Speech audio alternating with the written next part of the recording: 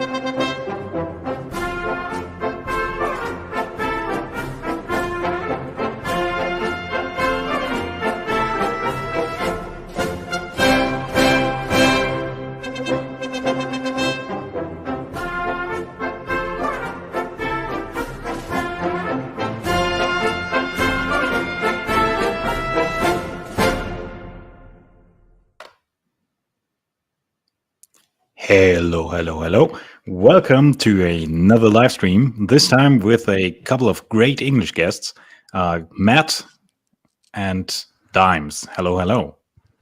Great to be here. Thank you for having me. What's up, guys? Thanks for the invite.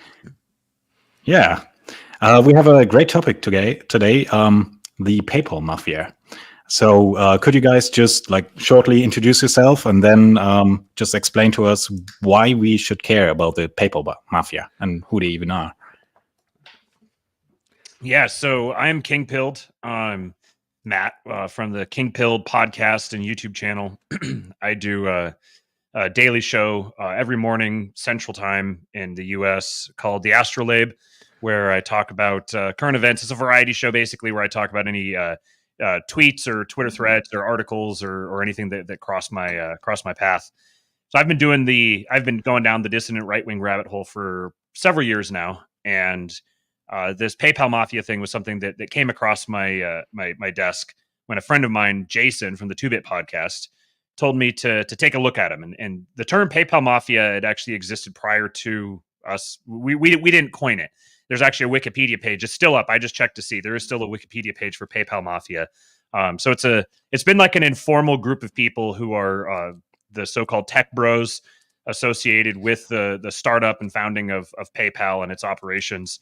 And the thing that I observed it was probably in January, was that a lot of these guys, and really more just representatives from the Silicon Valley, California ideology culture, more broadly speaking, who were beginning to signal a divergence from the predominant regime narrative on a bunch of key issues. And I predicted back then that we were going to see this become a bigger and bigger phenomenon, because the collective net worth and social influence of this particular group of people was significant. The influence that they wield within the tech and the online tech sphere, whether it's lobbying or even just having a public persona like Elon Musk, Peter Thiel, David Sachs from the All In podcast. A number of these guys were really beginning to signal alignment with Trump on some key issues that strike right at the heart of the regime operations. So I predicted back then that we were probably going to see more and more of this. And boy, was it ever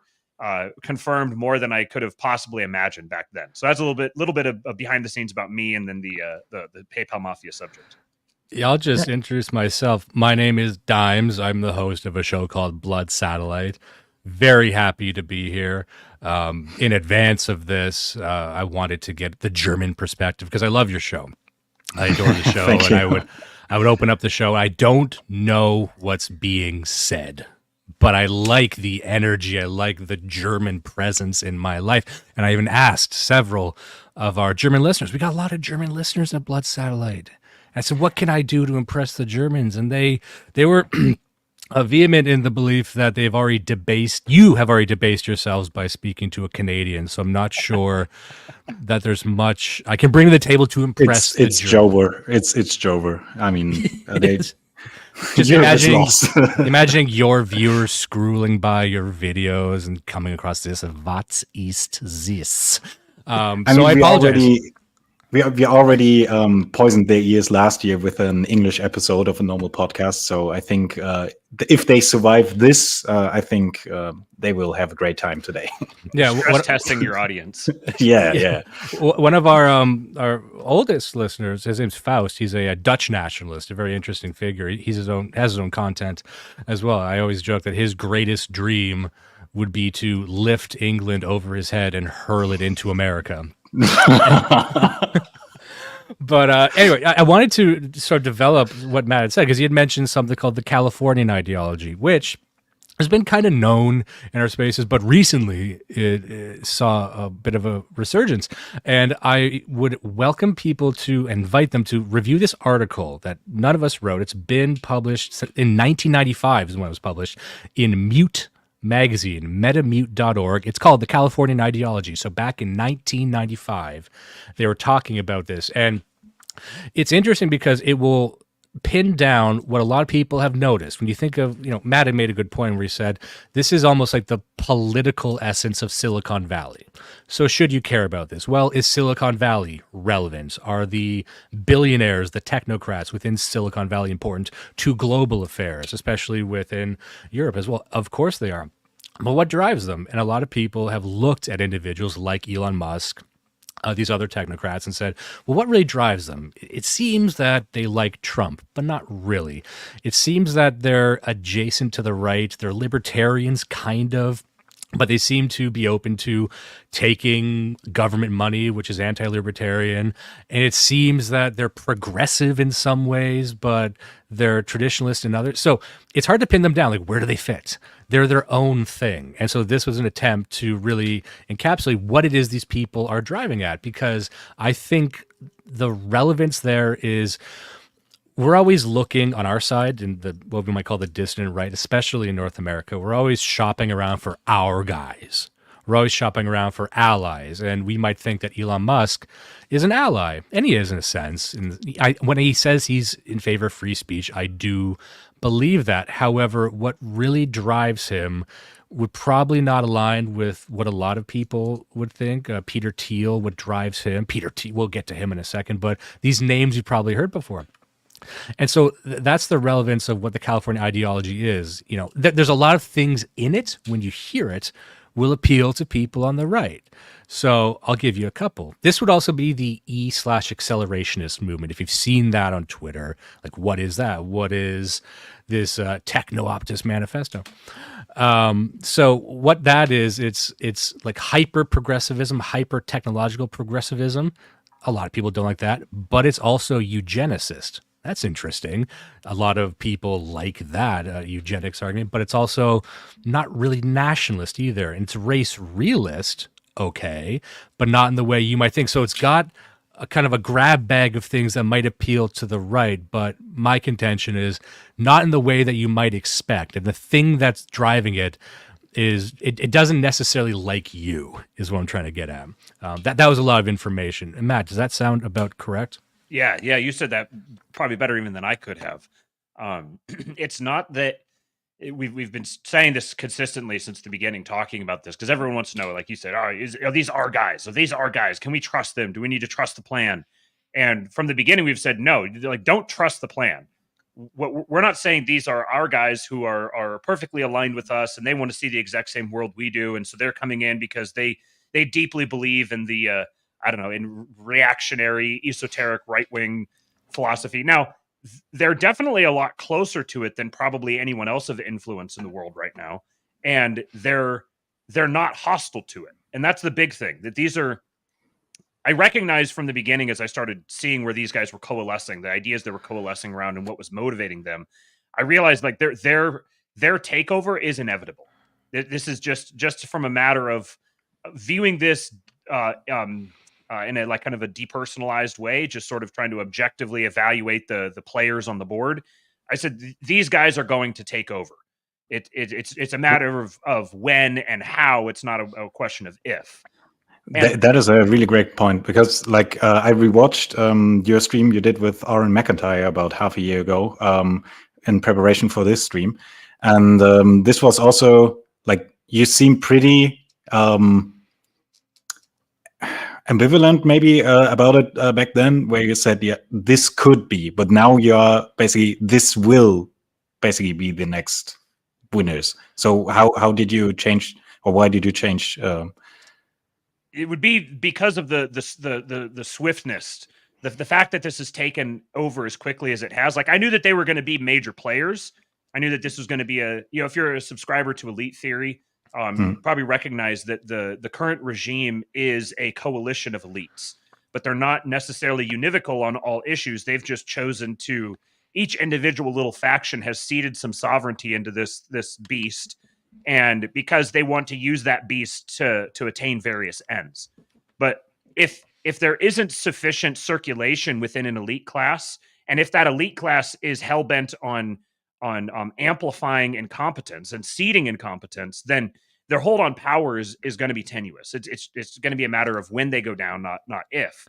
And so then having a highly competent elite class that represented part of that coalition, but they've clearly at this point abandoned ship from that coalition, and it's happened much quicker than I expected it to. The question in my mind all along has been,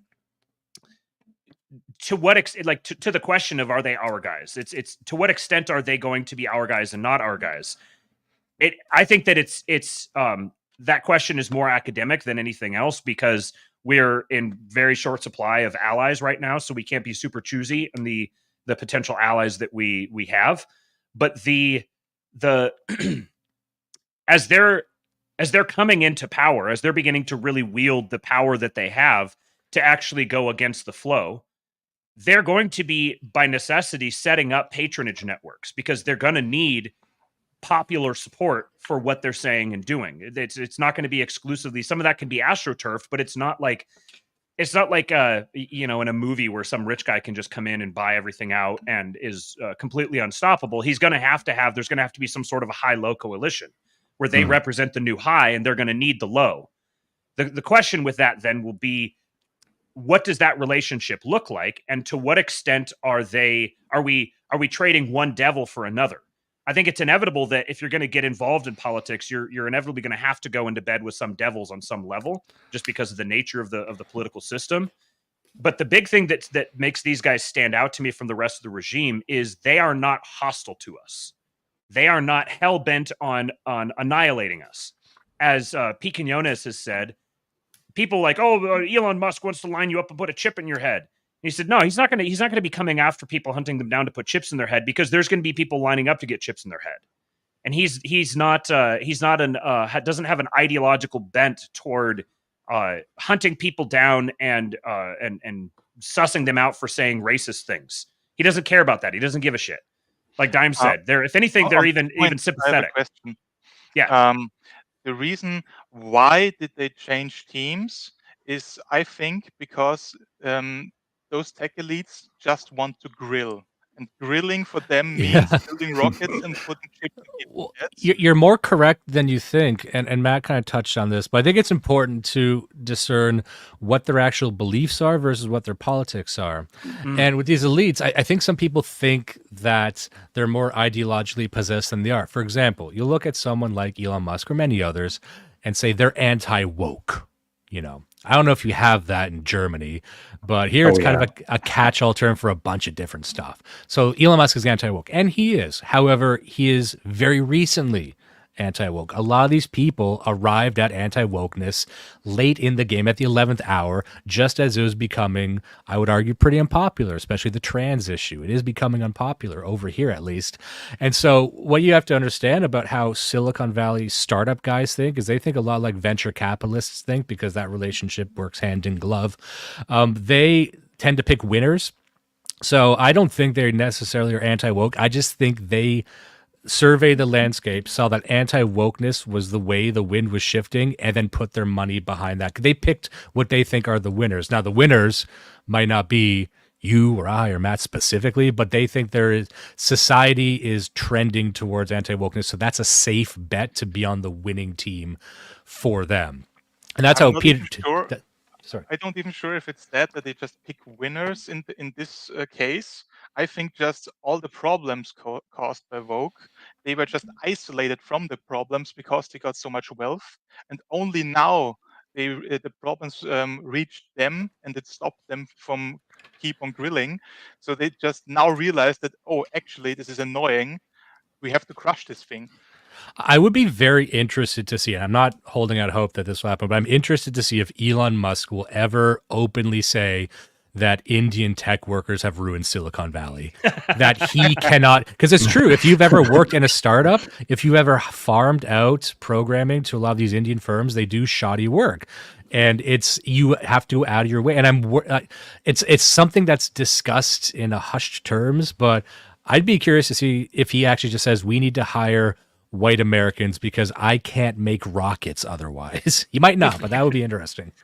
And in the case of Elon in particular with the woke thing, Elon's kind of like a lodestar for Silicon Valley. Like if you're a young aspiring tech bro, it's almost impossible for you. You have to be subjected to a relentless propaganda campaign for a very long time to beat the Elon admiration out of you. And then even then it doesn't always work. So his anti-wokeness also came from his personal experience. So it's not an ideological, like, oh, this is, I rationalize my way to this, or this was offensive to my sensibilities because it's against principles of truth and beauty and goodness. And like, he's sympathetic to those things if someone presents it to him. But for him, this happened to me personally. My child was subverted by this. He spoke about it as his child is dead and was killed by wokeness. He's a lot like Pete Quiones in that sense, because Pete Quiones was formerly a liberal. Pete Quiones is both a good friend of ours, but he was formerly a libertarian, and then he was drop-kicked by the realizations of the situation, and over time, he's gotten drop-kicked further and further to the right. That's what happened to Elon Musk. It's not like he was reading the Daily Storm, or it's not like he was reading he's not subbing to our podcasts. He just had his son turn into a transgender hostile entity, and then he got snapped out of it. And so that transition we're seeing of Elon Musk is probably what's happening to a lot of men who are unplugged from our political discourse. I'll add on that as well that you mentioned them being, I mean, many of them actually are venture capitalists or have been founders, or they've lived in that world for a long time, which means, number one, they have a healthy appreciation for the value of competent executive power. And when they look at the government, they're not necessarily looking at the state of the current regime in terms of, or at least they haven't been. It seems like they're getting pushed in that direction more and more. But they haven't been looking at it in terms of, this is a satanic, evil organization that is hell-bent on destroying all that is good in the world. They've looked at this is a bloated, incompetent organization that is completely at odds with the interests of its constituents. And so they kind of have Balaji Srinivasan calls it the gray tribe, where they're not really hard blue or red ideologically. They're more just like, I want to see shit that works. Yeah. And right now I see an organization that doesn't work. And if I saw a company that was being run this way, I would see it as an opportunity to step in there, as they did with Twitter, to step in, fire all the dead weight, and make this thing run hyper efficiently because of the benefit that will come in the long run from that. So I've called them billionaires because they're the billionaires who just want to grill. They just want to grill. They more than just about anybody else, they can actually do stuff to make that happen. And sorry, continue. So the main thing is about efficiency. I think I see that, and these are just guys that are competent and see incompetent government, and want to basically clear them out and make the trains run on time, as they want to say. Another figure who I would not include in that group, but who talks about it a lot and many people will be familiar with, would be Curtis Yarvin, writing as Mencius Moldbug. And for a long time, he's an interesting case because I think he kind of represents the id of the PayPal Mafia in the sense of saying the quiet part out loud. What I mean by that is that he identifies a lot of the same things Matt just said. It's like, it's bloated, it's corrupt, we should sweep it all away. But his solutions, he's done this in the past, I don't know if he still does, but his solution was, we should just have an AI run the government. We should run the government like a startup. He said those words. I would assume he still means it, but a lot of these guys say, let's run America or fuck it, the world as a startup. So they bring in a very Silicon Valley mentality. So if there's anything wrong with Silicon Valley, that's what they want to make the world government to be. And I would argue that a great many of them are globalists. Yeah, I mean, this is the main question, because, like, first of all, of course, you always have like these rival factions that maybe see an opportunity to strike and say, okay, let's take over a ailing old guard. But then the question is, and this is a especially German comparison that I always think of when I see this situation right now. I always feel like we are in the 70s of like the Eastern Bloc. So right now, back in the 70s, everything was already going to shit, but there was still enough true believers, even like in the not just in the propaganda departments, but also on like the average street and everything, that the whole system basically had this, well, just one more 4-year plan and then everything will be fixed, or just one more hardship. And I think we're still in this phase. Back in the 80s, like only 10 years later, even 83, 84, it was basically like everybody knew it was shit. Like even people in the military, maybe not the most, let's say the most political officers, and certainly not some of the highest position in the party. They still believed, well, we can save that ship. But like everybody else, the average man on the street, even higher level bureaucrats, they just couldn't bring themselves to believe anymore. The kayfabe was eternally broken. And I do not really think we are at that stage right now. And in the 70s, just like in the 60s or whatever, like there were rival factions, even within East Bloc regimes, and they were just crushed by the iron law of oligarchy. So do you think this could happen to this elite, or this rival elite as well, that they get crushed by the eternal blob? I think it's very possible, yeah. And I think that's part of what plays into the escalating stakes here, because the more there's a kind of a sort of hype, how would you say this in the adjectival form, a hyperstitive effect, where the more that these guys come out and talk about how broken everything is, and the more they position themselves in opposition to the regime, the more hostile the regime becomes to them, which means the regime begins attacking them more and more, which radicalizes them more and more. And they're already talking about this in terms of it being an existential crisis. Because as Dime said, I think that they are fundamentally sympathetic to or inclined toward globalism. Yet in terms of their actual business lives, they, for example, see China as someone to be very concerned about. They're not sympathetic to China at all. In fact, they're screaming from the rooftops about how important it is that the United States beats China in the AI war. Well, if you're talking in these sorts of terms, and people will call them neocons, and I think it does a disservice to it starts hiding what a neocon actually is. They're very much not neocons. They see the United States as something that they want to persist because it will personally enrich them. They don't want to see the United States broken down and merged into the blob, because they have direct personal financial business interests in this, which actually ties in the Wall Street faction as well. Tom Luongo has talked a lot about the way that the Fed and Wall Street have been essentially teaming up to bankrupt Europe and to withdraw, to retrench financial interests into the United States, to reassert control by the United States over its own currency. All these sorts of, if you're identifying this hostile actor that is operating subversively to undermine your own national sovereignty, and you're acting to reassert national sovereignty, then by default, if you want to preserve those things, you can't act in a globalist way. You can't push for a globalist solution. I do think that what we're headed toward is an election that is kind of the election to end all elections. Everyone says every year, oh, this is the most important election of our time, but we're really seeing two massive, powerful factions of the elite splitting into separate camps, and it's a winner take all sort of election. And the people who are presenting themselves as hostile to the regime are setting themselves up to be absolutely bludgeoned to death if this gambit fails on them. And the more that the regime acts hostilely toward them, the more they raise the temperature, the more existential the crisis becomes, which means the bigger the risk that needs to be taken.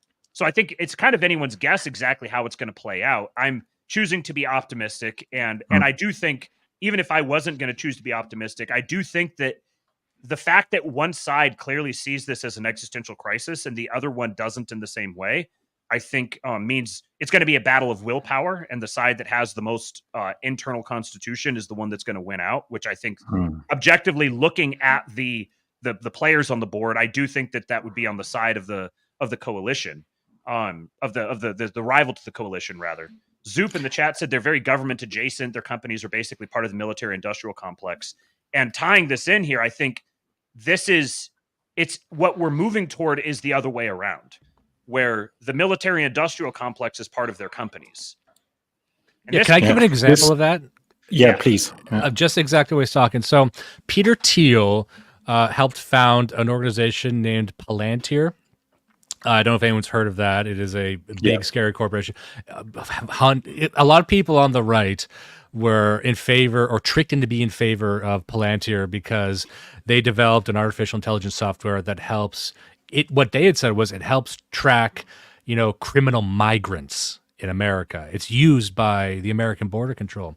But what they did not include was that it's also used by every single law enforcement agency in America. It's a deployment of the security state. Anyway, there's an article here, and these are individuals that are essentially connected to the California ideology. So I'm just going to read it here. It says, Palantir CEO says it's very likely the U.S. will fight in a three-front war and supports conscription. And we're talking about the Palantir CEO, Alex Karp. He advocates for going, quote, full tilt on autonomous weapons systems. This is a quote from him. He says, I think we're in an age where nuclear deterrent is actually less effective because the West is very unlikely to use anything like a nuclear bomb, whereas our adversaries might. Mr. Karp says that we're very close to Terminator robots and a threshold of somewhat autonomous drones and devices like this being used. And the most important instruments of war, you already see that in Ukraine, he says. He said he would support a class-based affirmative action and declared himself pro-draft. So when people ask what are the global implications of this, and this is back to Zoop's point that they work hand in glove with the military-industrial complex. Absolutely. They are the ones dreaming up the Terminator-style drones of the future. Also, and that I think governs, like you said, they just want to grill. Well, their grilling is transhumanism. Their grilling is creating nanobots that can swarm you and take you apart out on a molecular level. And Matt made a good point when he said they're not necessarily neocons because, just because they're in favor of war. I mean, my contention is no one is actually really anti-war except maybe Ryan Dawson. But most people, they say they're anti-war. They're not. Every liberal was anti-war until the war in Ukraine. Everyone's anti-war until they find their war, which is a righteous war. But very few people are actually anti-war as such. So, that would not classify them as neocons. They just act correctly, I might add, correctly, and I get in a lot of trouble for this, but correctly identify China as a hostile actor. A lot of people on our side don't like that, but China's not our friend, and I live in Canada, which has been subverted very thoroughly by the Chinese Communist Party, but we won't get into that. But that was just to show sort of when we talk about their ideology and their beliefs versus what they actually want to do. Sure, they work with the military-industrial complex, they work with politicians, but the future that they are progressing to, the technological singularity that they want to bring about, exists in their dreams. So when they talk about, they'll play politics all they want in the interest of taking humanity, and they'll use that word humanity, into space, or rework themselves on the genetic level into something more human, because they don't really have any other values outside of aggressive technological development, which they think is the only way to save humanity. And that governs most of their actions, I believe. Basically just a different or more competent flavor of technocrats. They're technocrats with the ambition to say, well, why don't we try and live forever? I mentioned this on our show. I work in marketing, and many years ago, I had a client who was, they were, let's just say, adjacent to the longevity movement. What's the longevity movement? Well, you can look this up. This isn't one of my kooky theories, but like the Nephilim are controlling Hollywood. No, it's about what the longevity movement is. Very simply, the billionaires of the world, or the people who can work on this, believing that they can live forever, that there is a scientific solution to dying. They very clearly want to cure death. That's a quote. Who's involved in that? Well, Mark Zuckerberg's involved in that. Elon Musk is involved in that. There is a matrix of labs and nonprofits and for-profits throughout the world who are working on various iterations of this. So last year or this year, I even saw a party advocating for it. The name of this local party was really something like for the longevity or something, and they only campaigned with, we want to spend state money for longevity research, and I dubbed them the Elf Party because they want to turn us into elves. Well, absolutely, and it sounds kind of crazy. It sounds science fictiony, but this is what they're interested in doing. And I've heard the claim that within our lifetimes, we will see the first human who could live to 200 years old. And if you're a follower of Ray Kurzweil, you believe that the tech singularity is 20 years away, whatever it might be. But, once you break down that problem, it's a very, very complex problem, which is why there is no central committee to this. Like, you would need to solve cell death, which they're actually pretty close to doing. However, that's not even the hardest part. The hardest part is memory loss and mind death. We actually don't know what a human mind is like that's 300 years old. Does it cycle? Are you a different person entirely? Could you be counted as a different entity after 300 years? These sound like science fiction questions, but these are what they're talking about. You know what I mean? And they believe that, and here's, I think Matt mentioned this earlier, that eventually people start begging for this. All you would need is maybe 200 of them to begin achieving this. Then that becomes trendy. Then people are begging for this procedure, this transhumanist sort of thing. And a lot of people just don't have the patience for this type of topic. They think it's a waste of time. I think it's highly relevant because it is what is being done, and it's kind of governing the thinking of these people. And they're open about it. This isn't secret. Who would be against curing death? That's probably the safest political position anyone could ever take. I know one person, our co-host Peter or Lambda, he would be against that. But I've said that before. I've said on our show, I'm like, it's incumbent upon us to make a positivistic argument that is pro-death. And that sounds hard to do, but you can do it. Mm-hmm. Yeah. I think that it doesn't have to be a pro-death argument. It should be just a pro-natalist argument. Just say, I don't want to live forever. I just want to have kids, because those people who live forever, they probably won't have kids or just have one pair of kids, and then those kids also live forever or don't. It's weird. They're like vampires.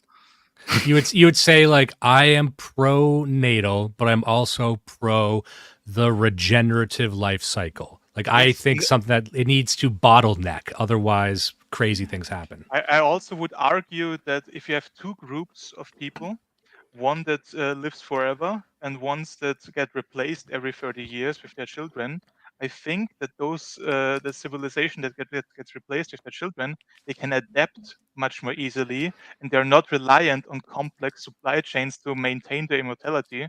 So I think they would outcompete those vampires. Meta Prime in the chat just said exactly what I was going to say. We can see what happens when a generation doesn't care about the life cycle and boomers. Like that's been our right now. What we're experiencing is what happens when a generation just doesn't die, doesn't just leave the stage. The boomers have implanted themselves at the top of all these institutions, which is actually part of that was the observation that led me to digging around the PayPal Mafia guys in the first place. Because I was like, okay, where are the major Gen X people? I mean, just as a matter of biological necessity, at least for the time being, the boomers are all going to be dead within the next 10 to 15 years, which means by definition, the only people left to be implanted at the top of the institutions are non-boomers. So what is this next generation looking at? What are they valuing? What are their motivations? What transgressions are they allowed to, or are they inclined to commit that haven't been allowed before? I think you raise a good point there. I think Dime's point about transhumanism is perfect. This is exactly, and it maps on a fractal level actually here, because you have on the individual level, the transhumanists now going against the anti-humanists. The regime has positioned itself as more and more transparently, openly anti-human. And if you're a transhumanist, if you want to transcend humanity, well, you need humanity to work with. Like you need to have a baseline of humanity to transhumanity. If people are killing all the humans, well, then you can't achieve transhumanism if there's no humans left. And this maps fractally to the nation. You can't use the United States as an economic zone. You can't use it as a way to build your empire, to transcend the planet, if the United States ceases to exist. So what we're ultimately trading here is an anti-human elite that is openly hostile to us and hunting us down, for a transhumanist elite who is ambivalent to us. They're indifferent to us. And so you can look at this in two ways then. You can look at it as, oh, well, they're not going to care about us. Or you can look at it as, oh, good, they're not going to care about us.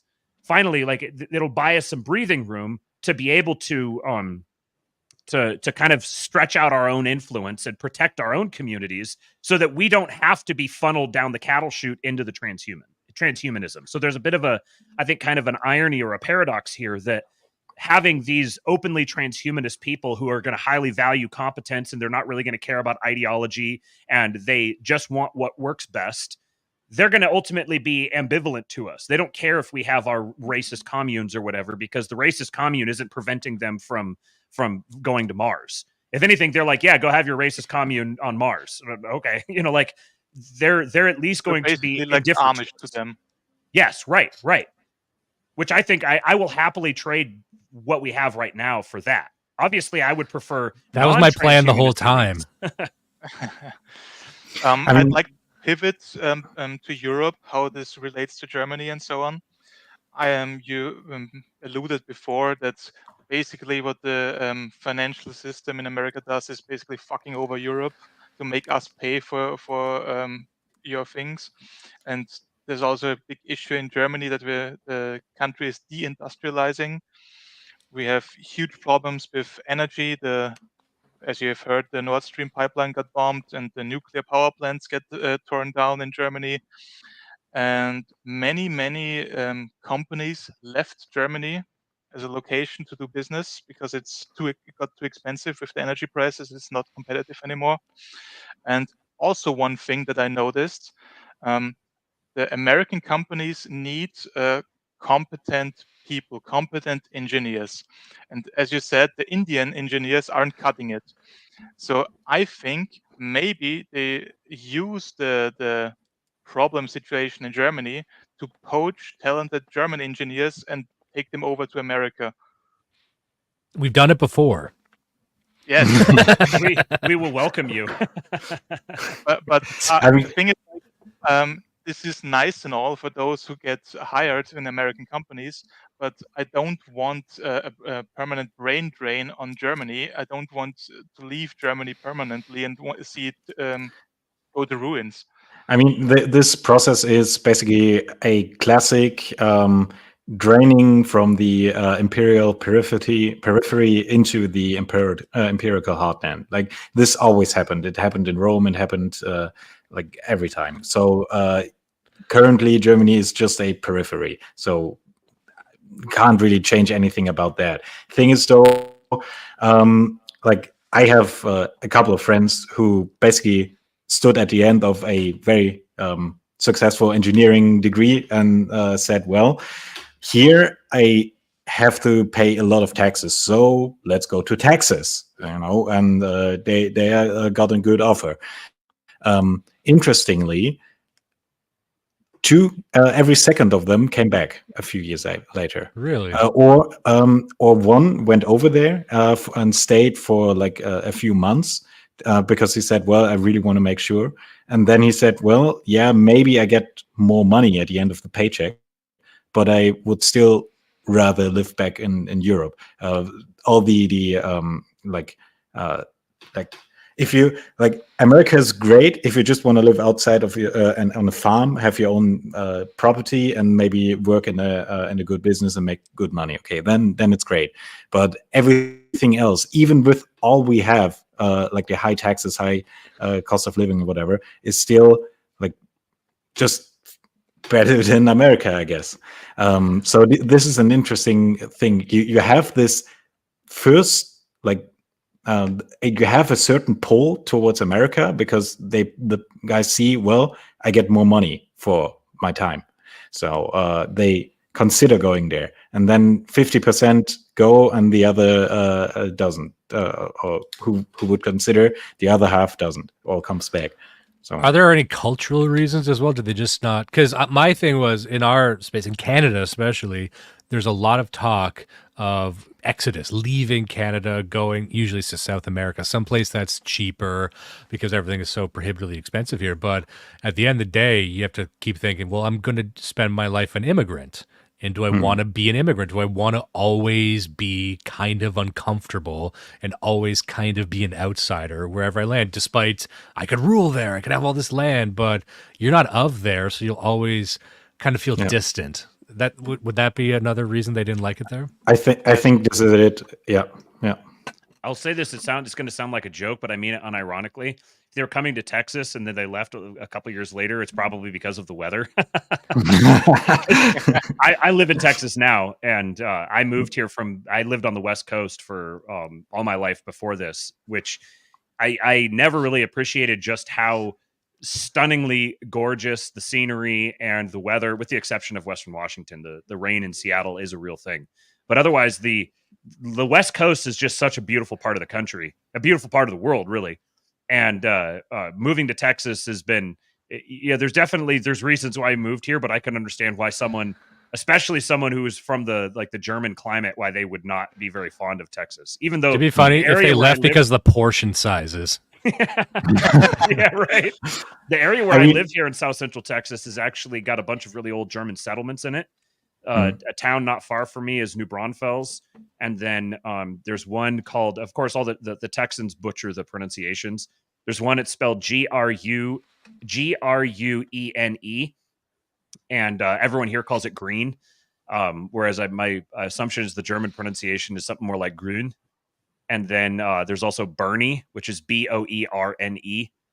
So there's a lot of old German settlements in this area. So it would be a place that if Germans were willing to tolerate the weather here is probably comparable to, I don't know, like Egypt.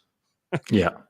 I went to Austin, Texas, like a month ago, and I didn't know this. It was during a heat wave, and my eyes were burning with sweat, and then I'm like trying to tough it out because I want to get some barbecue, and I'm thinking, the Austonians deal with this every single day. Tough it out. Then I talked to a couple friends. They're like, "No, get inside, you leaf fool." Air conditioning is everywhere because people would die if it wasn't the case. Every building has air conditioning cranked. It was wild. maybe the paper mafia just wants the air conditioning run on time. Yeah, right. They're trying to terraform Texas. Yeah. Yeah. I think there's a riff that I've gone on for a few times before. I believe it's common and popular to say that that we're watching the end of the American Empire, and I don't think that that's true. I think we haven't seen the American Empire yet. What we've seen is America being used as a proxy for City of London interests, to put it succinctly. I think that we're seeing America beginning to actually assert its own sovereignty, its own control over its own currency, its own control over its borders. That phenomenon developing, I think, is we haven't seen a United States that could be legitimately considered the most powerful sovereign entity on the planet that actually extends its own imperial interests that act for the sake of the imperial heartland.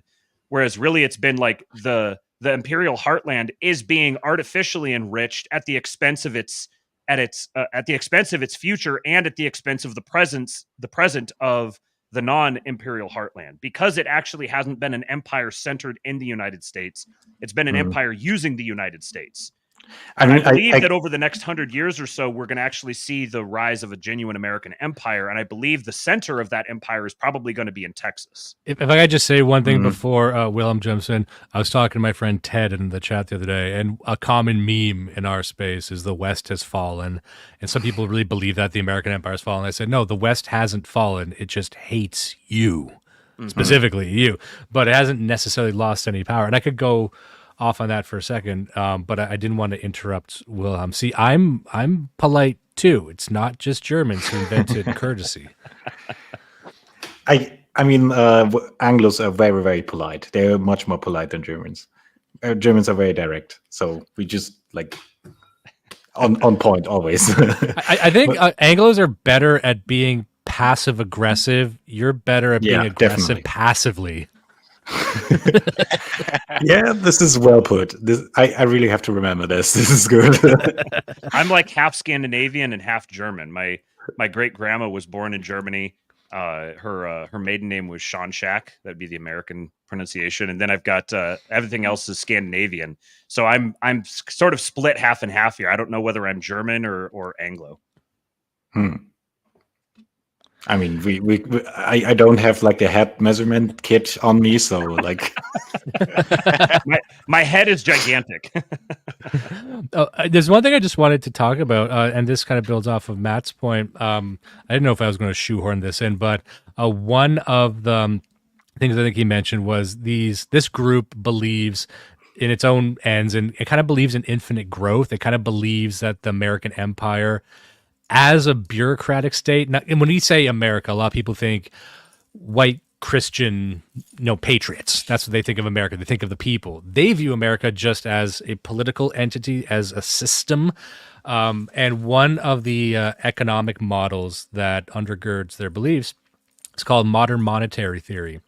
So a lot of what defines their ideology is infinite growth. If you proceed fast enough and aggressive enough, you can grow forever. And that's what modern monetary theory is. I'm not saying this is the model I think works, although it does seem to explain reality.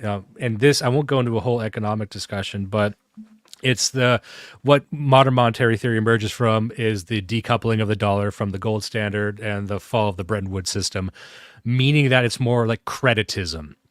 The basic idea is if you put enough capital into industries that are set to absorb capital, it won't cause inflation. Whereas, for example, my co-host, Judas, he says any money printing whatsoever, credit releasing, anything that's introduced into the system creates inflation no matter what on a long enough timeline. They believe that, we can kind of create infinite credit if we just put that credit into like 4 key industries.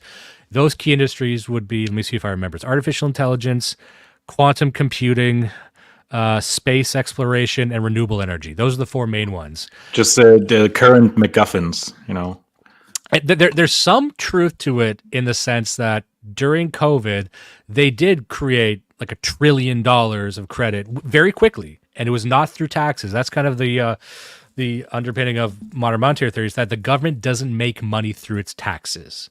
Taxes are just what it uses to control spending, just like interest rates. You use it to control people, but it doesn't raise revenue, really. It can make money for whatever it wants. And if you are familiar with the military-industrial complex, you will understand that there's no shortage of money or capital for the stuff that they want. COVID was an interesting example because they created something to the tune of like $1 trillion within a month, then released that all over the place. And it caused some inflation, but not the level that $1 trillion should cause. So like there's something there, and there's something to the idea that but that's what they're believing. They believe like, you know what, if we can just get our hands over the spigots, and what's a spigot? It's just a thing you turn to release the water, right? So if we can just open the spigot, and close it over the welfare state, a lot of people on our side like that, but open it over tech development, then we can grow the American empire forever into space throughout the galaxy. This is what they say. You can look up the Tech Optimist Manifesto by Mark Andreessen. And for me, it sounds like rewarding friends and punishing enemies, but with a different coat of paint. So yeah, and that's what they believe. So they think that they believe that there can be a forever America if America is just sort of a libertarian model. You know what I mean? Like the thing they believe is very specific. It doesn't really fit into our definitions, but what they're hoping for is that they can just get as much capital as they want to do the things that they want. And they're not necessarily wrong, because we are involved in a tech race with China and Russia with AI. That's the one you hear about. Renewable energy, that's more of a fucking money sink than anything. But, they're hoping that there'll be some black box technology they discover in the future. Quantum computing might be the most important one, I think, that they might be the closest to. But they're thinking if we gain a monopoly on that, then then there will be a turbo America forever. So I think we now have a good picture about what these guys are and what they believe. And what do you guys think is the main drawback for them, or the main problems or problems we would have with them?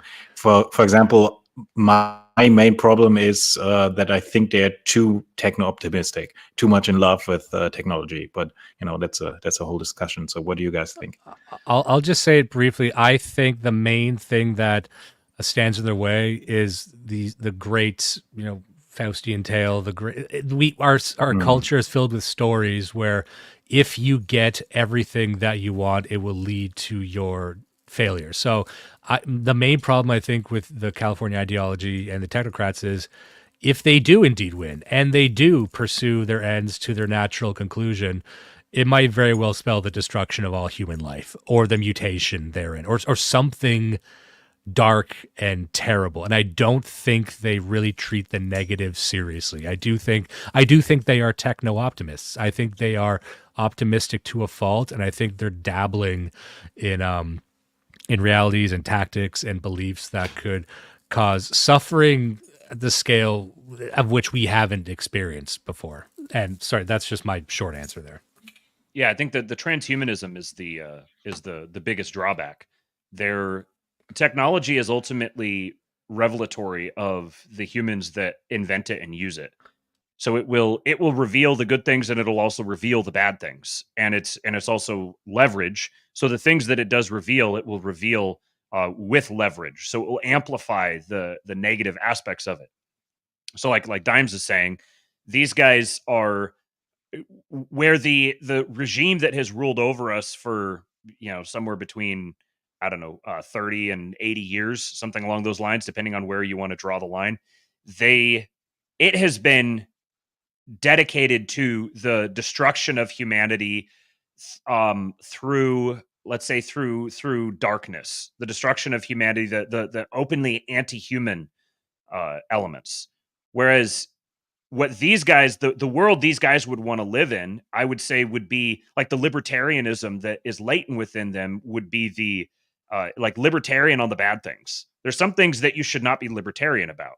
the libertarians don't want to hear this, but there are things about the human spirit that should be trammeled, that should not be unhinged and allowed to flourish, even in the name of prosperity or growth. Or, there's truth to the necessity of maintaining space for growth, because if you close off that space, it's kind of like binding feet, or having really low ceilings that you have to be ducked underneath all the time. That's going to have a negative deleterious effect on your body. So you don't want to have restrictions from growth, because it creates zero sum situations where which is going to amplify war and strife and controversy. You want to have space for people to move into. But at the same time, you don't want growth just simply for the sake of growth. You don't want artificial growth.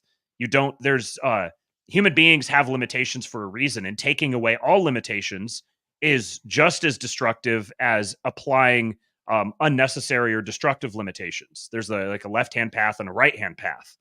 So I think there's Dimes, you mentioned them kind of pinning their hopes maybe on some sort of discovery of a technology that doesn't exist yet.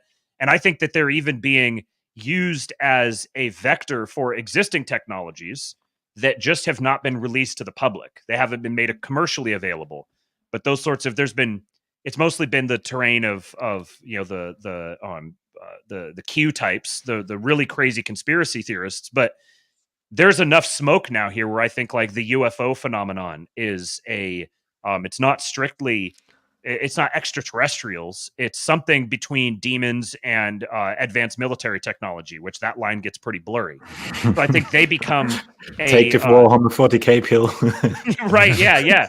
So to me, like, I think if you take a broad historical view, you'll recognize that these are trends. These aren't trends that began in the last 80 years. This sort of cycle of elites is not a new thing.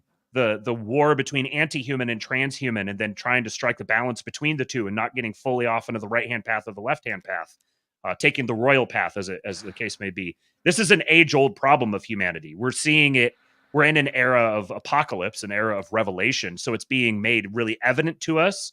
But what we're seeing now is a cycle that has persisted throughout the entire history of humanity, constantly warring back and forth between these two extremes. And I suppose what that calls for us is to be radical centrists and not be anti-human or transhuman.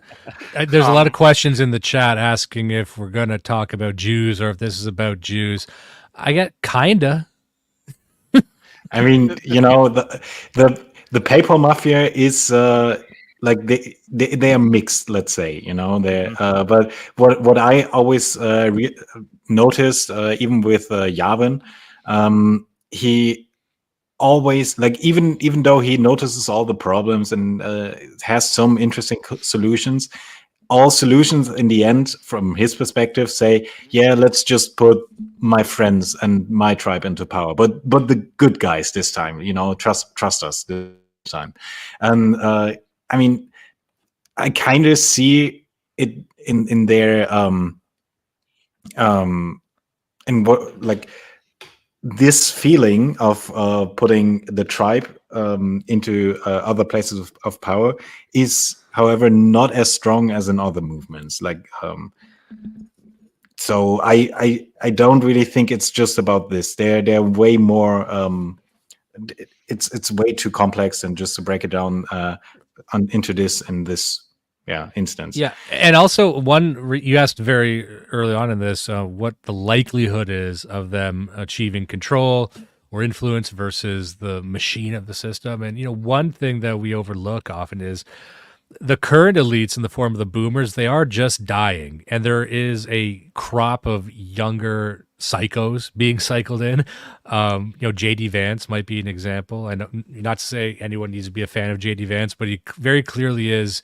Like if AJ Soprano became vice president, like he's a guy who, as a kid, baggy jeans, wallet chain, corn t-shirt, reads weird internet guys. He is us in a sense, but like these are the types who are getting cycled in. So that there is a generation of people that are just friendlier to these ideas. And that's something we didn't really address about what makes these attractive, what makes what the PayPal Mafia doing attractive to people, because a lot of people like this. And I really think that just in a very simple way, it's that they offer a positive vision that people can believe in, even though I disagree with that positive vision. That they're out there selling rainbow and unicorns. They're selling infinite growth, infinite happiness. Transhumanism is whatever you want it to be. Like, they're selling fucking imagination dust out there. So for young people, especially, and I would apply this to Europe as well, what is there to animate the ambitions of young people? And I think that's why it's so popular. And it uniquely appeals to people of an aristocratic mind. And by that, I mean, you could say people who are not in the elite, but we are elitists. We're the elite theory guys.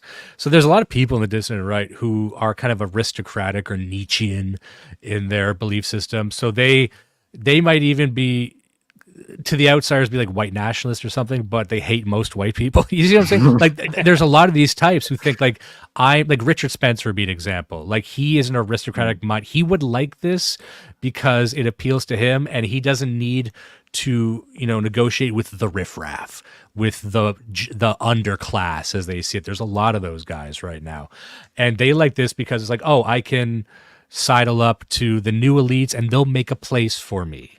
And it will be alongside Jews. Probably that's what's in it for them. But it's like, oh, we'll take the aristocrats of the Jews and the aristocrats of the whites and then use the rest as fucking biodiesel. And that's a quote. That's a quote from Curtis Yarvin. Like, use them as biodiesel. And it's also eugenics. So like, oh, the aristocrat class, the new nobility, they're the ones who get to have 10 kids, like Elon Musk. Why are these billionaires having so many kids and cloning themselves and shit? So like, there's that element too. That's why it appeals to certain types of people, I think. I mean, it is one of the only few appealing positive visions out there. So I guess like guys like us either have like they can either choose the cath path or choose the techno futurist path. Yeah. So remember, a lot of these guys were pro-transgenderism until 15 fucking minutes ago, because transgenderism was, oh, we can use technology to become whatever we want, which is a very transhumanist type thing. And then it was revealed that only insane people make mutants out of themselves with this. They had to go retreat on that, So especially the last point, that most of these people were like lefties 15 minutes ago. Same as Mark Zuckerberg or Zuckerberg.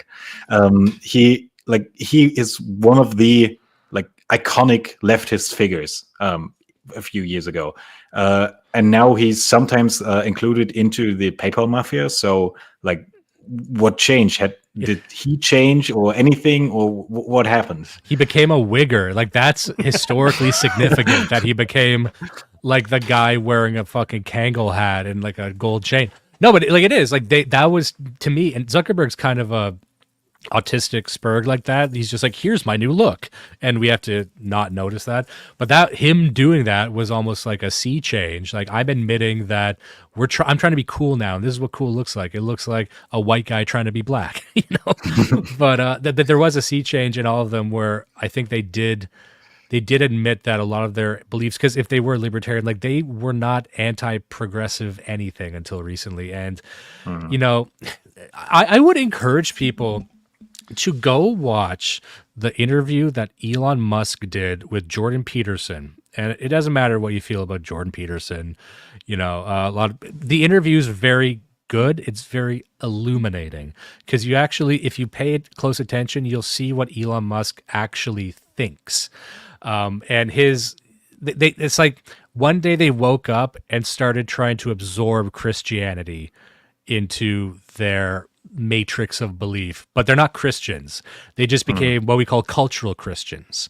Another interesting proponent of that would be like Nick Land. There's a lot of people who are like, look, we've thought about it and we're not atheists. We understand that Christianity culturally is important, even though I don't believe in it.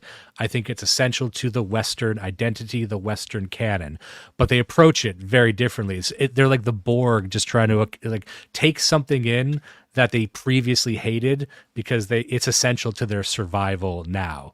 And that, I just see a lot of this as a survival tactic for them, because they're not really engaging with it genuinely. On that point, I'd like to point up several things. the thing is, the Papal Mafia basically installed J.D. Vance as their candidate. And I think that Peter Thiel is like, he was very good, still is very good friends with Zuckerberg. He was like the first investor in Facebook. And I think that like the old system, the old political system was the Uni-party. It doesn't matter if you vote blue or red because both sides are controlled by the same people, the same deep state people. Then Trump was the first curveball who disrupted the old Uni-party. And I think that the Papal Mafia wants to install their own new Uni-party by having Vance as the red candidate, and then a couple years later make Zuckerberg the candidate for the Democrats. That's exactly what I was thinking too. Yeah, I like that. I'll put money on that. A new political cinematic universe. Yes, right. The Peter Thiel cinematic universe. There was to address the Israel thing here real quick. One thing that I've said about this that I think is a useful framework when viewing these movements is, this is a subtle distinction, but I think it's significant. There's a split happening between those who are pro-Israel because they believe the people who believe that America should exist for the sake of Israel, and the people who believe that America should exist and so should Israel. And that split, from our perspective, generally doesn't seem that substantial. But from their perspective, it actually is, because the people who believe that America should exist for the sake of Israel see the other camp, who believe that America should exist and so should Israel, as enemies. They see them as abandoning the cause. So for people to begin planting their flag on that, where they're openly sympathetic and friendly to Israel, and they believe Israel's great, I love going to Israel and sitting on the beach or whatever, they're like, Israel's a great place. And also America's a great place, and we believe that there should be an America. That itself is a pretty strong rebellion against the existing Uni-party.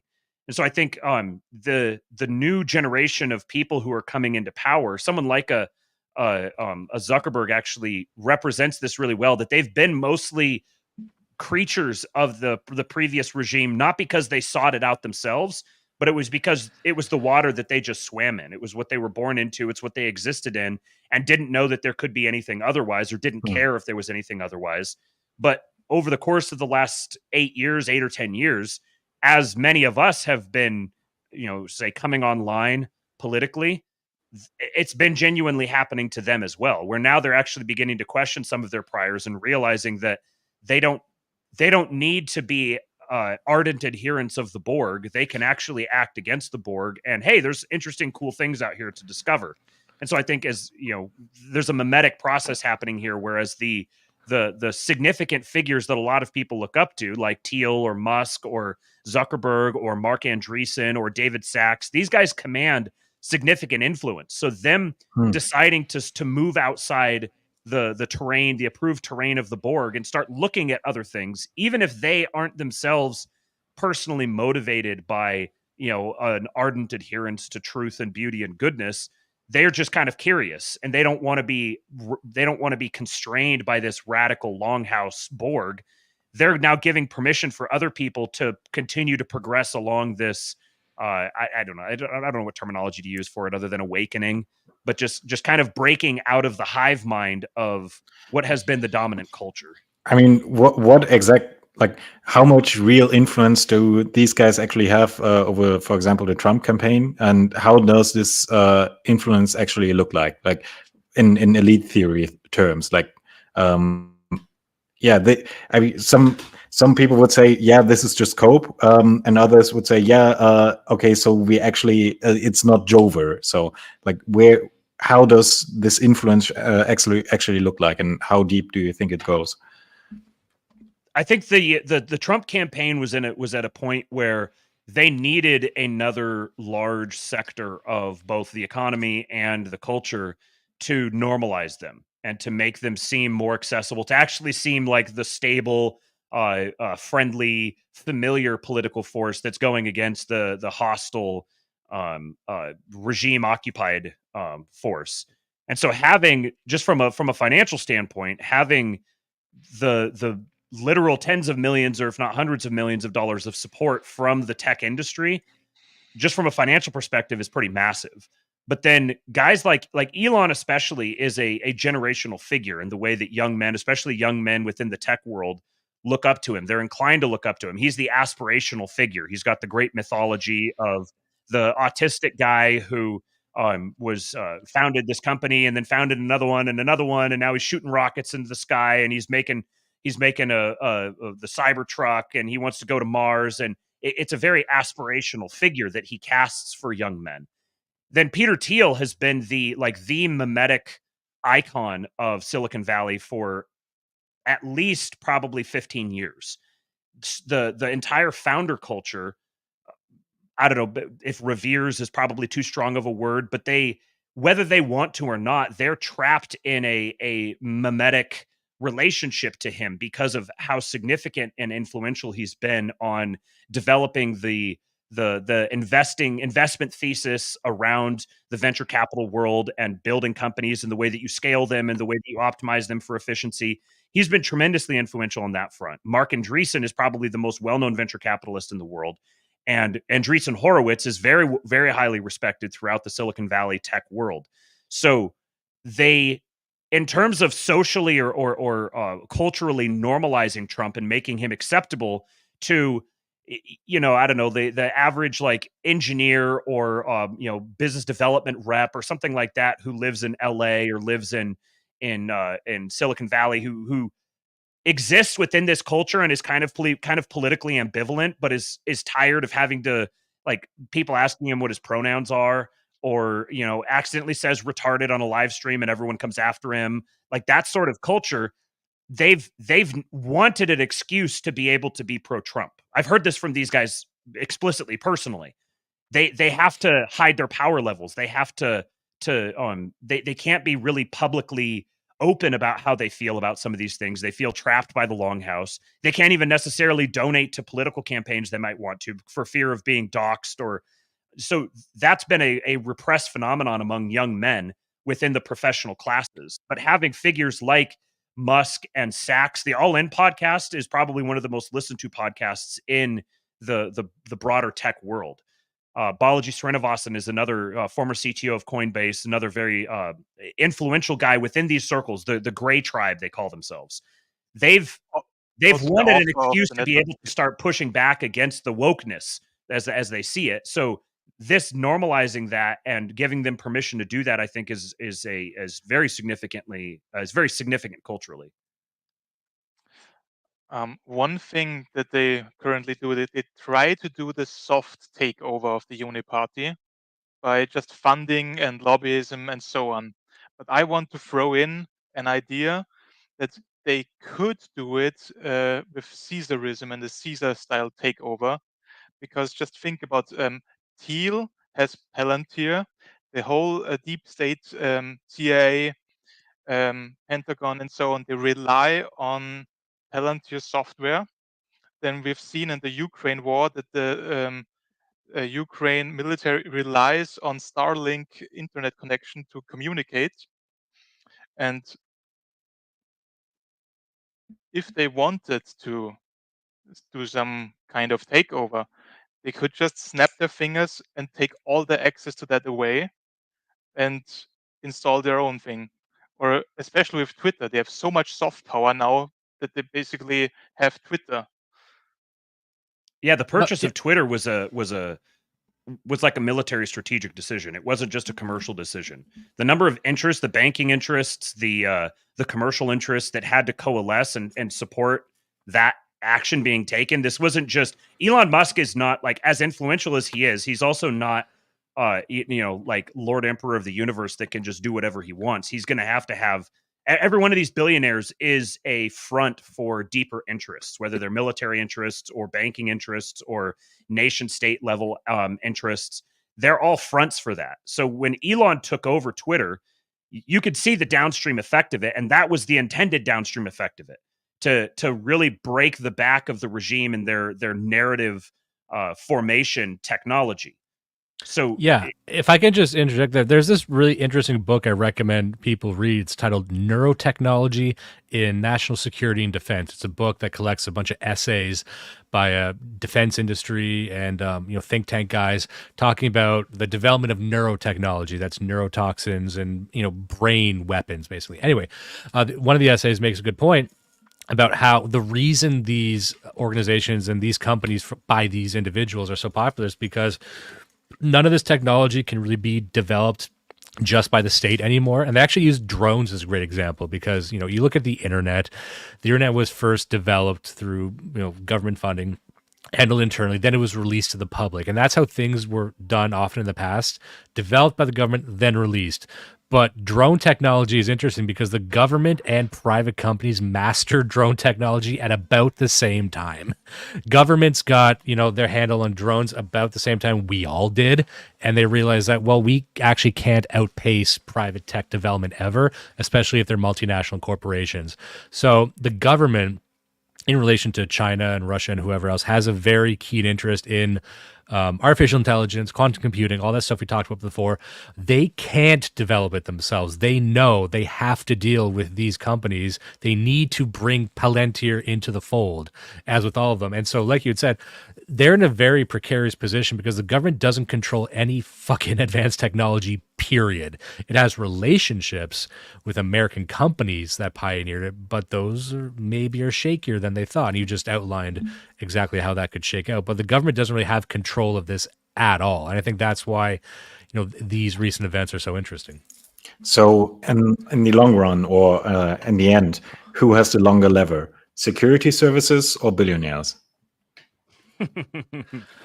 Well, they're kind of one and the same, like they're, an interesting model for this. And we've hypothesized about this before, as the American military kind of, it loses interest in recruiting its most potent soldiers, which has always been white men.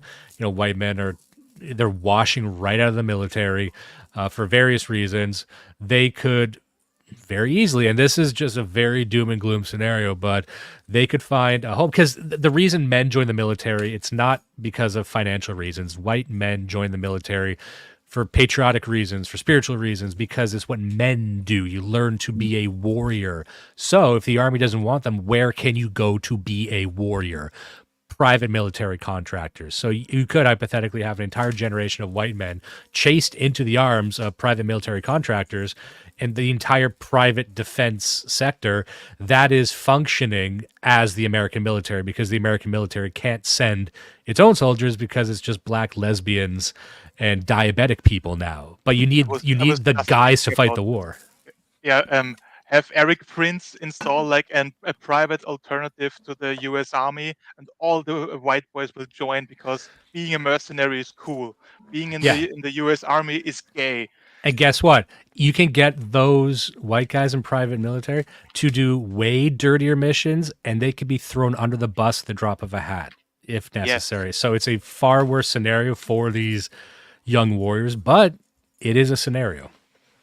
It could also open the door to like neo-colonialism, as Eric Prince said, because he said all the African countries are incapable of running themselves and enriching their populations.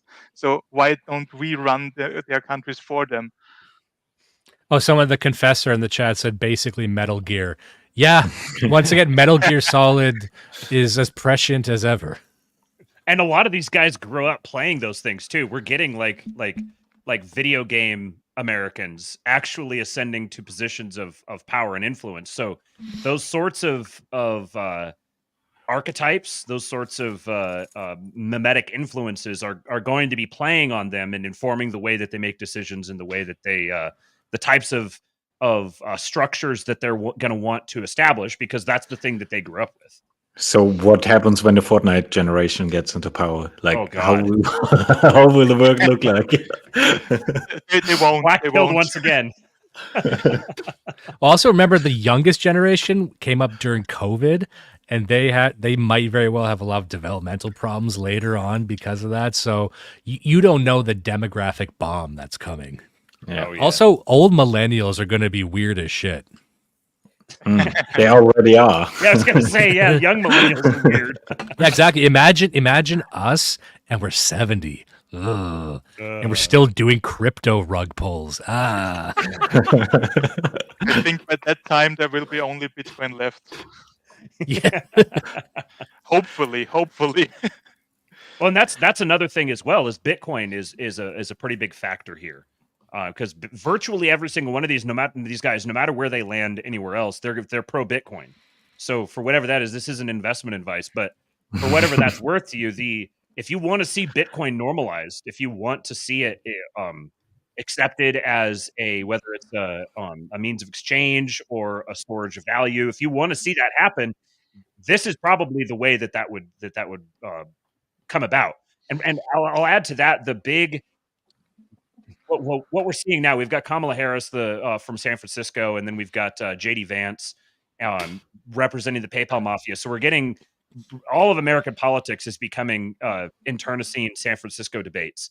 But the big debate that's been happening within Silicon Valley culture that's now extending out to the federal government through the regulators and the opposition to the regulators. This is the thing that Mark Andreessen and Ben Horowitz have been talking about, is with their little tech agenda.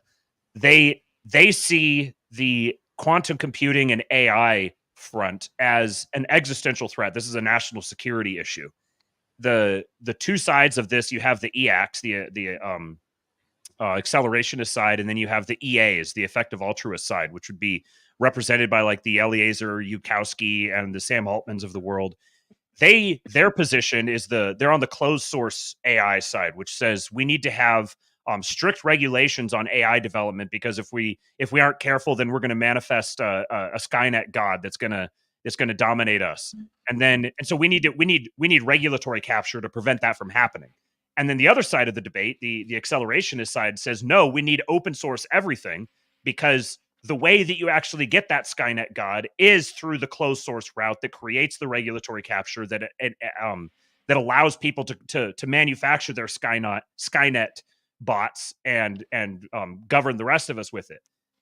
It's been a debate happening for probably 10 plus years among the rationalist and Californian ideology community, and it's broken out onto the national stage now, because this then heavily implicates China. And then you get like Eric Prince making his statement about Africa. That's a shot across the bow at China as well. So there's China hawkishness is very much on the rise, for better or for worse, and that's something that's motivating them as well. So these aren't just little niche debates. They are little niche debates, but they're also little niche debates that implicate national security issues at a really high level, which then informs how existential they see these crises, which then further informs how they want to react and respond to them. And that does bring in Europeans as well on the long run. Mm-hmm. Yeah, because Africa, the decolonization was just a sham, at least in the case of France, because France still ran operations in Niger and Chad to get the uranium. That's like the main reason that France has so many nuclear power plants is because they got uranium basically for free from Africa. And I recently, Eric Prince had his show Off Leash on YouTube, where he said that like Wagner mercenaries got massacred in some African country, and it was basically disrupted by Ukrainians. And I think that's like the reason why France backs Ukraine so heavily, because the Russians intruded on their territory in Africa. I mean, this is material for a geopolitics stream, so we do a lot of them too. But yeah, I mean, the last big question I want to get into, and then maybe we go over questions from the audience, is I do not really think that it can solve like a very deep underlying problem, which is that even though we live in the most prosperous, most clean, healthiest, well, not really healthiest, we have seed oils, but you get what I mean with that. So we basically have the materially best society almost ever, and yet people are still getting not happy. They're really miserable. So even though like they might be able to produce more stuff, and so you get new current things every year and not more stuff, and people are basically materially maybe better off, but I do not really see how they can solve like the identity crisis that lies below. Well, that's what's so interesting about that interview I told you about with Elon Musk, which is that you are correct, and we are the most materialist wealthy. But also, this was the problem experienced by the SaaS market, SaaS, software as a service, for people who don't know. That SaaS companies used to be the company that everyone wants to start in Silicon Valley, and now no one wants to start a fucking SaaS company. You know, why is that? Because most of these companies were designed just to make tasks easier. And then we did reach a peak where we've really automated and gig economied everything. We cannot proceed any further. Everything is as easy as possible. And that has not made the world better. Like, has DoorDash really made the world a better place? Are people happier in Uber Eats world? Not I mean, really. I have a funny story about DoorDash, or like the European equivalent. I know a story where two guys ordered on and tried to raise Indians with these apps, you know. So Look, I am all for using advanced technology for gambling, especially gambling with slaves. However, but the point being that you do reach a peak where everyone's wealthier than their ancestors. And I had a friend who a friend in our chat named Pan European, and he made a fantastic point about the life of your average Briton in as recently as the 1950s. And he said the average life of a middle-class person living in Britain was that, you know, his grandparents, they did not have indoor plumbing. It was actually fairly common for people living in England at that time to be living multi-generations in the same bed.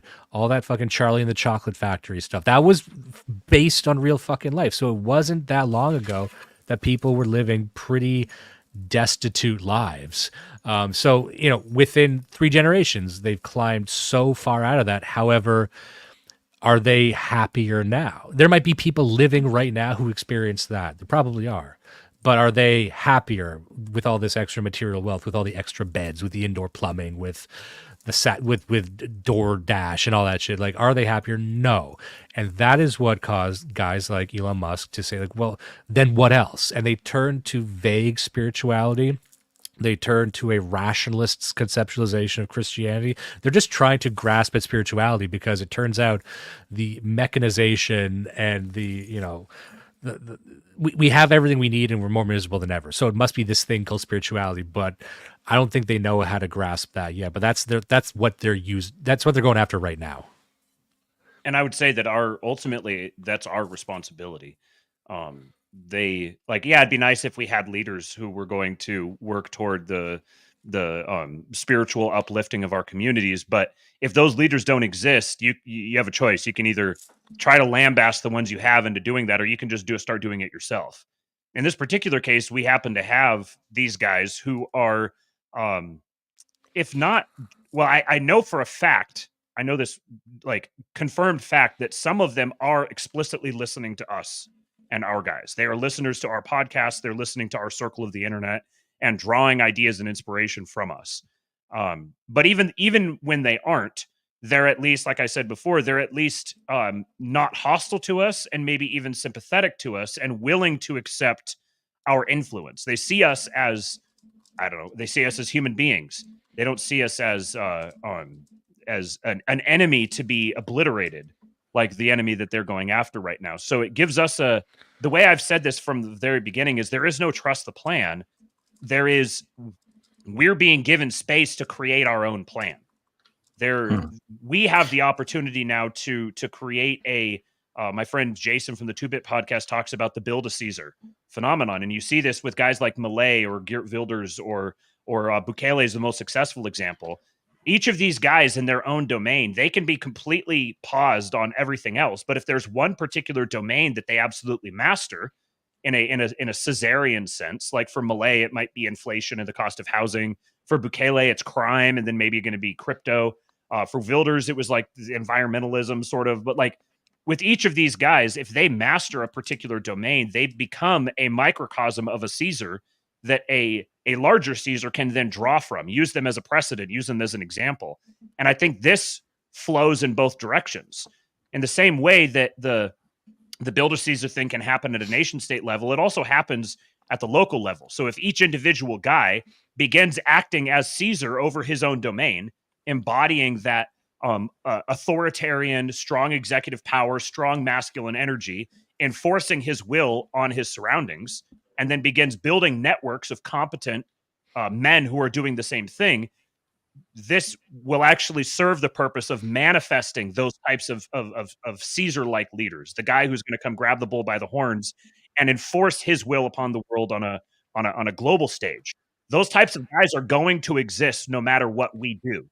The composition of that man, the things he's motivated by, the things he drives towards, will be informed by what we do now on the micro scale, and the way that we can network and cooperate together to begin manifesting these values up the chain, so to speak. Now, that might be as good a place as any for me to depart, because I do need to get going right now, unfortunately. And this has been a fascinating topic. We could probably go on for another hour, but I do need to head out right I thought now. you were going to disagree with me, and I was going to be offended. No. I like all that, and if you can continue talking about it, but I do need to leave, and I just wanted to say thank you both so much for having me on. This has been a phenomenal conversation. Thank you for coming on, and I mean, it's sad that you have to leave this early, but Godspeed to you. Thank you again, and Matt, I'll talk to you later too. Talk to you later, bud. All right. I think this was a good note to end the main discussion, and I now would like to enter some of the questions from the audience. And the first one I want to point out is from Peter Silje. Niels Wegner talks about this also, and I think he's one you guys should maybe check out or maybe get in contact with, because he has also very interesting views that might like he would probably be able to maybe counter some of your points, and I think this would be a really interesting discussion with you guys. So just something I wanted to point out. I just followed him on Twitter. All right, great. So the first one is Meta Prime. Many high quality guys in our sphere who Paper Mafia would benefit from allying with. To a degree, Paper Mafia is getting influenced by us. I personally don't really think they are getting influenced by us, just because like JD Vance watches also Aaron McIntyre, I think. I don't really think the influence is really that high, because influence at that level is probably more direct patronage networks, or like actual power, or like stuff you can do for each other, and not just like, he got that idea probably from here. I don't know. Maybe I'm just too pessimistic. What do you think? I can't give specific details on some of this because I'd be airing private information, but I can tell you that there are some of these guys that we've talked about, or people who are close to them, have reached out to guys in our circles and spoken to us about what's going on, and they, whether it's because you could take the cynical view of it, that they're just like, they see us as a demographic that they see some value in us for political reasons, or if it's because they sincerely recognize the value in the ideas and they're actual true believers or anything like that. I think that distinction is maybe a conversation worth having, but it's really neither here nor there. The fact of the matter is that we're being they're making overtures to us, where they're willing to engage with us, they're willing to promote our ideas, they're willing to develop patronage networks with us, which is something that hasn't been the case for a very long time. And this would be the first step then. Again, it's not trust the plan, it's we're giving the space to develop a plan. And these are there's an elite class here that is capable of wielding significant wealth and influence, and they're willing to engage with us on that level. So I don't know if you want to see that as a white pill or not. To me, I see it as we can take any lifeline that we can get right now, because I think the situation is that drastic. We need to exercise wisdom in how we go about that. But one thing you guys may find interesting is this phenomenon called Gundo. It's short for El Segundo, which is a town in Southern California, and it's basically a bunch of Zoomer white boys who are building defense contractor companies, building drones and various different types of military technology. And they're all young white guys who are openly Christian, openly American patriotic, like big Americana energy, talking about the necessity of getting married and having children and building a strong national identity. This is they're the closest thing to our guys that you could possibly get, essentially. So you can see this from the political standpoint. You can also see it just from like a commercial standpoint, that this means that there are companies that are being built that are going to be massively profitable and successful, who are willing to hire white boys and are proud to be companies made that are full of white boys who drink energy drinks and smoke cigarettes and have eagles flying behind them, and they're really leaning into that aesthetic. So that means there's opportunities there for our guys. If you're wasting away in some SaaS job somewhere or something, there are companies out there that you could go get hired on, where you can make a nut for yourself and develop your own network, your own professional network, and actually start wielding some economic power. I mean, the question is, how long can they survive in this? Survive in this state, because there will be like probably some pushback against it, even though they might supply some critical infrastructure. So, I mean, I'm not trying to badmouth it, but it's like at some point they're gonna need to hire bureaucrats, and then the whole thing starts to work its magic, so to say. I think that's really funny because, like, Matt talked about American dynamism, and Wilhelm now speaks like Peter Thiel's notion of European malaise, that everyone is like doomer pilled and thinks like everything is bad, they can't do anything anyway. There's no positive vision for Europe in the future. Because Thiel said the only vision Europeans have for the future is either getting replaced by migrants and having like an Islamic Europe, or like the green agenda with renewable energy, which is also kind of a little bit gay and technocratic. There is no like real Faustian vision. It's like, hell yeah, I want that. Yeah, I think the success of that sort of venture ultimately depends upon the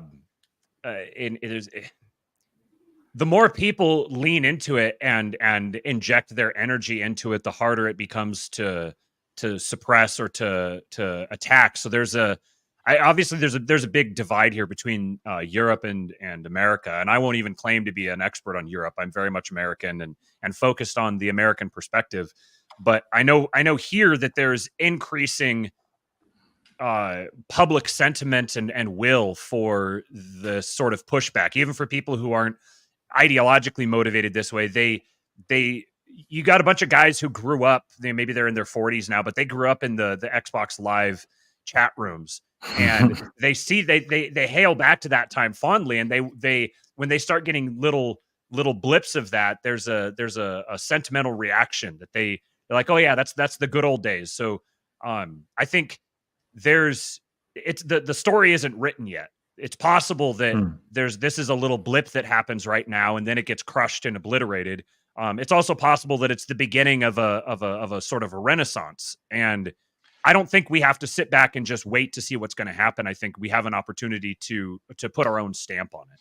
Yeah, I really think we should push this phenomenon and lean into it as much as possible and support it. And if it gets big, maybe like the same concept you said with Build a Caesar, that like European companies could say, yeah, we do it like the American Gundo people do it, but just with European patriotism. Mm-hmm. Absolutely. And I'll say, adding to that, there's this kind of funny phenomenon that has happened technologically that I think we're going to start seeing. I think we are starting to see it happen on the geopolitical level. With the internet, you had both. There's two simultaneous, like, parallel forces. One is a great centralizing force, and one's a great decentralizing force. So through the internet now, we have like the largest, most centralized companies of all time that market caps in the trillions. At the same time, we also have a decentralized like startup world where literally anybody can start a company, at least in the United States, by and large. Basically, anybody can start a company at the drop of a hat and spin it up. And there's, you have the mythology of the American dream where this little company that I'm starting now is gonna, I'm gonna be the next Facebook or what have you. I think that we're going to see the same thing happening on the global stage, where you're going to have the globalizing, centralizing influences that are going to persist, and actually they're going to get even stronger.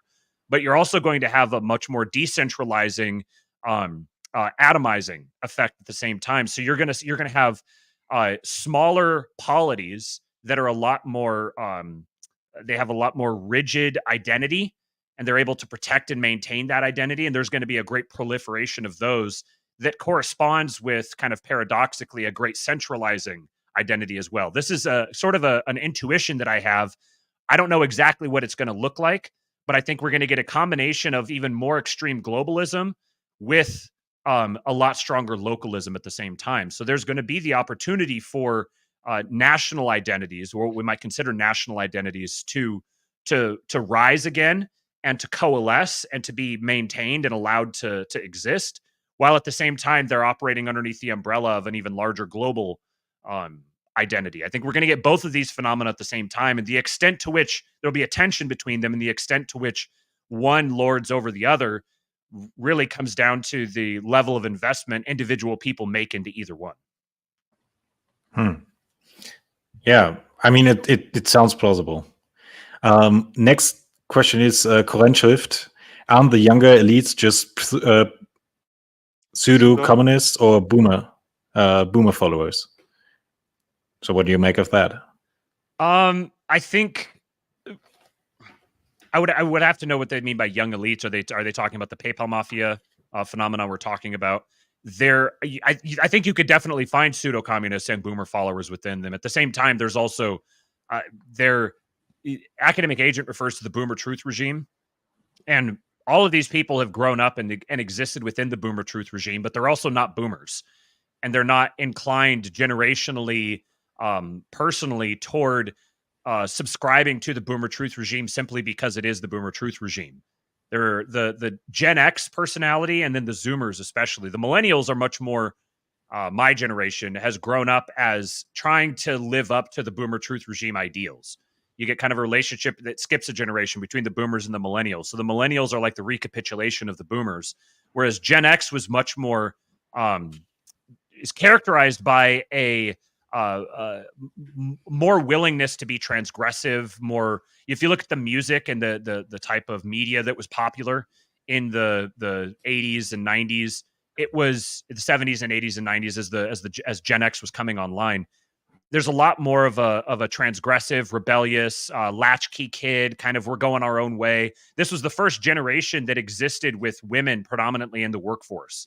So you had the kids who would come home from school, and they're not coming home to mom here in the kitchen cooking or cleaning the house or what have you. Maybe they have a maid, or if they don't even have that, they just come home and the door's locked, and they've got to go entertain themselves for several hours until mom and dad get home. They grew up in a very different world than the boomers did. So they're not like ideologically beholden on a cellular level to buying into the boomer worldview. And this, I think, cuts both ways. They're not really rigidly ideological, which makes them kind of mushy, but it also makes them more willing to depart from the status quo and not really be as peer pressured into doing certain things, because the way they see it, the status quo has never served them. So they're gonna subscribe to it when they need to, but they're also not going to when they're not going to need to. So trying to politically pigeonhole them is pretty difficult. I actually think that what we're seeing really, and this will become more clear probably over the next 50 years, we're seeing the birth of a new political ideology that hasn't really existed before. And it's not completely determined yet exactly what it's going to look like, but it's going to be some sort of a mishmash, a conglomeration of the boomer truth regime precepts and some older things and some newer things. So I think trying to pigeonhole it back into one of these other isms of the 19th and 20th centuries is kind of anachronistic. We're not going to recapitulate the 20th century. It's kind of a a very unique century in that sense, and we're moving into a post-ism world, I would say. Yeah. I mean, the best example for that is basically the Zoomer playing through the whole political compass in like one weekend. Right, yeah. So, all right. So, next question. Those damn Welfen are at it again. So this is basically like a little joke we have among our German audience. It's basically that whenever somebody is talking about like a group or an elite or whatever, then the joke is basically to say, yeah, it's like this obscure, mostly irrelevant aristocratic family that is really controlling it. So it's basically like a German joke, you know. We also do fun from time to time, only during weekdays. However, Germans have fun. No. We actually go to the cellar so that nobody sees us laughing, and then we go back outside. That's great. All right, Lime's polytheists. To what extent will these elites act in an imperialist and belligerent manner? Do these elites want to see a renaissance of colonialism? Surely they must be thinking very geopolitically. Who wants to go? I think they, I don't know, belligerent and imperialist. Again, I think the isms trying to frame them in as just a recapitulation of something from the 19th or 20th century kind of misses it's like a category error. They're going to act in their self-interest. They're going to act in the way that promotes what they're trying to build, which is ultimately geared toward maximum growth and transhumanism. So if that demands on a case-by-case basis that they act in a particular way toward a particular nation-state level actor, then they'll do that. But they're not really, from what I can see, they're not really beholden to a particular way of doing things apart from whatever works to attain our ends. I don't know if that answers the question, but renaissance of colonialism, so they're going to, I think Africa is probably going to be a big, not because of these guys in particular, but just general historical trends. I think Africa is going to be a frontier for a lot of conflict, and it may be something that resembles colonialism, but it's also going to be a colonialism was an older technology that was a product of its time. And they're not going to just be like, oh, well, colonialism worked before, so we need to duplicate that exactly. It's going to be much more pragmatic and cynical than that, I think.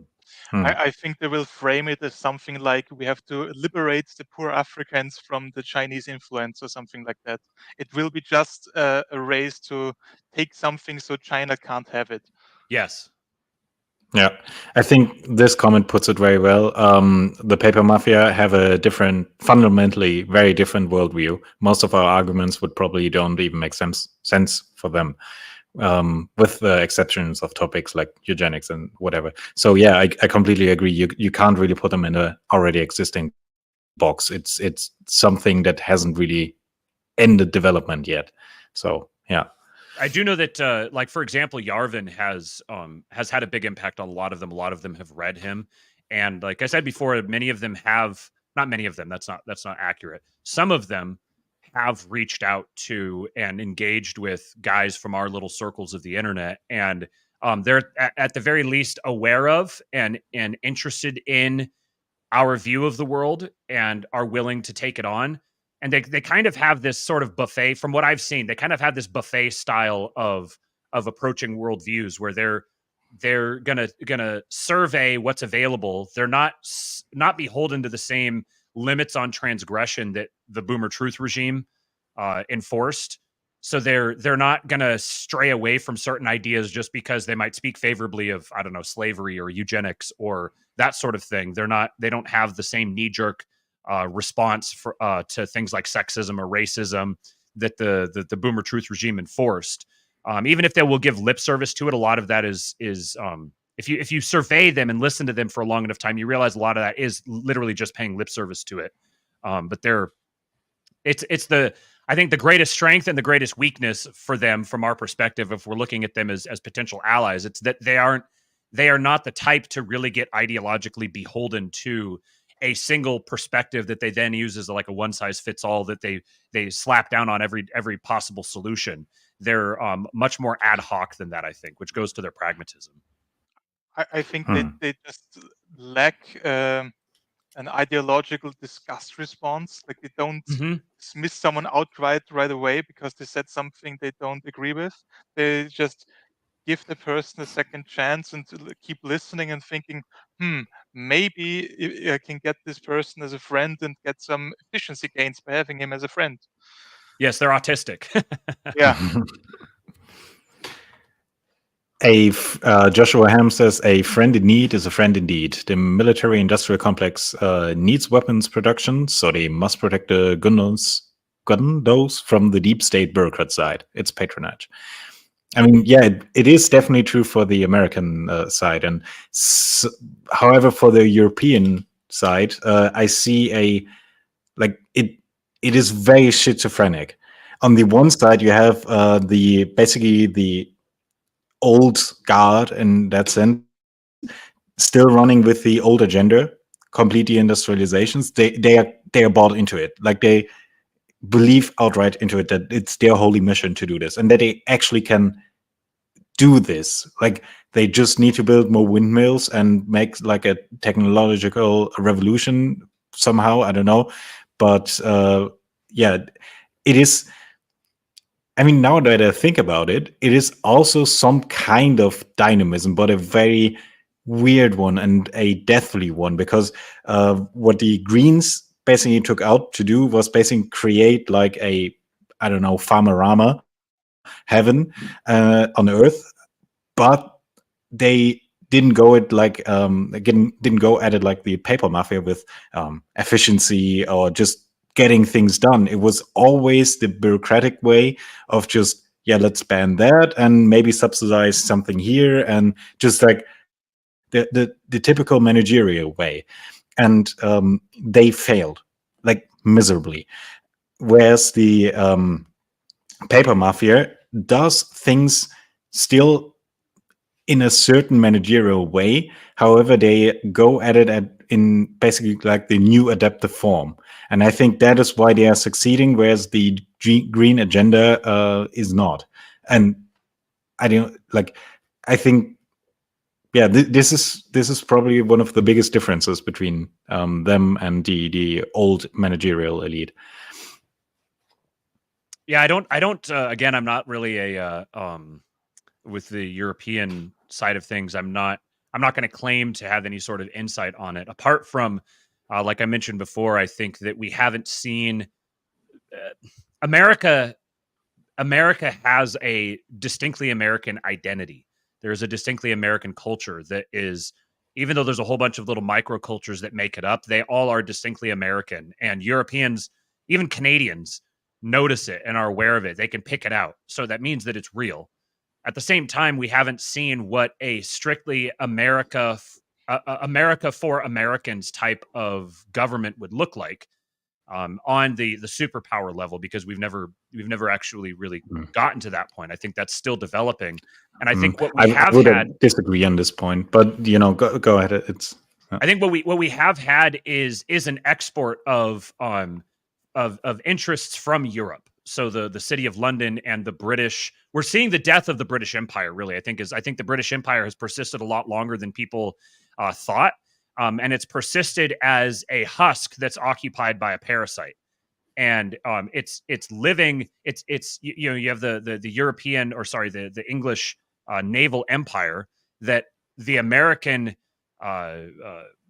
has been raised up as a proxy to be the bullies to protect the European naval empire. And so looking at for example, on the Astrolabe this morning, I compared I showed a tweet from a guy named Boniface Option who shared a thing from the DNC talking about them pledging their allegiance to the native, the tribal nations that we're on occupied land, basically. And the way he compared it is, he said it's "Make America Great Again" versus "America should have never existed." I think that's that spirit that pervades the DNC and the regime as it has existed for a while is it's a hostility to America that is a product of interests from Europe that have been maintaining control over America. So I think that phenomenon is a lot stronger in Europe than it is in America. I don't really subscribe to either the view that America has been oppressing Europe or Europe has been oppressing America. I think both of them have happened simultaneously, and these sorts of things are messy and they bear out over the course of centuries. So while you're within them, it's really easy to try to bring these distinctions and try to parse them out. But I try to think of, like, if I was 500, 800 years from now, looking back on this history and trying to tell the story of what's happening right now. I think the managerialist spirit is something that has been imported into America, and then America has then exported it. So America has become like the leverage or the proxy for exponentially increasing the force of this managerial spirit. But that's something that was really conceived within Europe, or largely within, say, the city of London, if you want to be really specific, exported to America. They've had America by the balls through the currency, and then used America as the muscle to protect this global free market order. Americans have benefited from that disproportionately because we've been able to rapidly upscale our standard of living here, largely at the expense of other nations, because we benefit from this arbitrage that's happening, but we're benefiting from it temporarily at the expense of the long term. So ultimately, it's the globalized force is not something that's distinctly European or distinctly American. I think it probably originated from different sectors within Europe. It's been filtered through America, and then America has become the force that's used to project that onto the rest of the world. So both of us, both Europeans and Americans, need to be liberated from this managerial force. I mean, it is a really interesting topic, and I think you did a stream with Semiogog together where you went into it a bit further. As I said, there are some points I would heavily disagree with, but I think this would be a topic for a entirely different stream and discussion. I tend to lean more on the AA side of the academic agent side of the explanation. But yeah, well, that was a good discussion, I guess. I don't really see any great questions in the live chat anymore. If you guys have anything you still want to say, and if the audience wants to get in last-minute questions, they can do so now.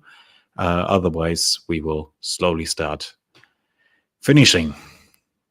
I appreciate you guys having me on here. This has been great, and I do enjoy, despite seeing myself as unabashedly American and being very fond of my immediate heritage, I've always had a great appreciation for Europe. I've traveled, I spent several months in Europe when I was in between high school and college, and I think I'll never be able to be hostile to Europe because it is something that's in my blood. I do have European blood, but I'm also an American.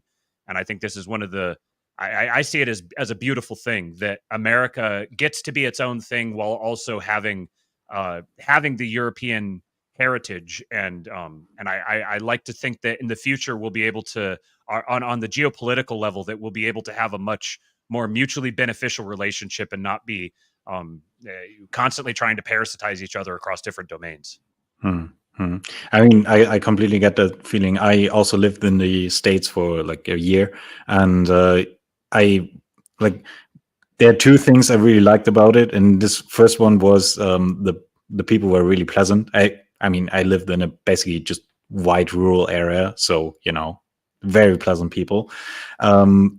And the second one was basically the scenery. I mean, you guys have like really great travel destinations, but there are a couple of things and that I really started to miss from Europe, and basically the so yeah, I completely get this feeling that you have this like great thing on the one side of the Atlantic, but so you still have your roots on the other side, and yeah, it is.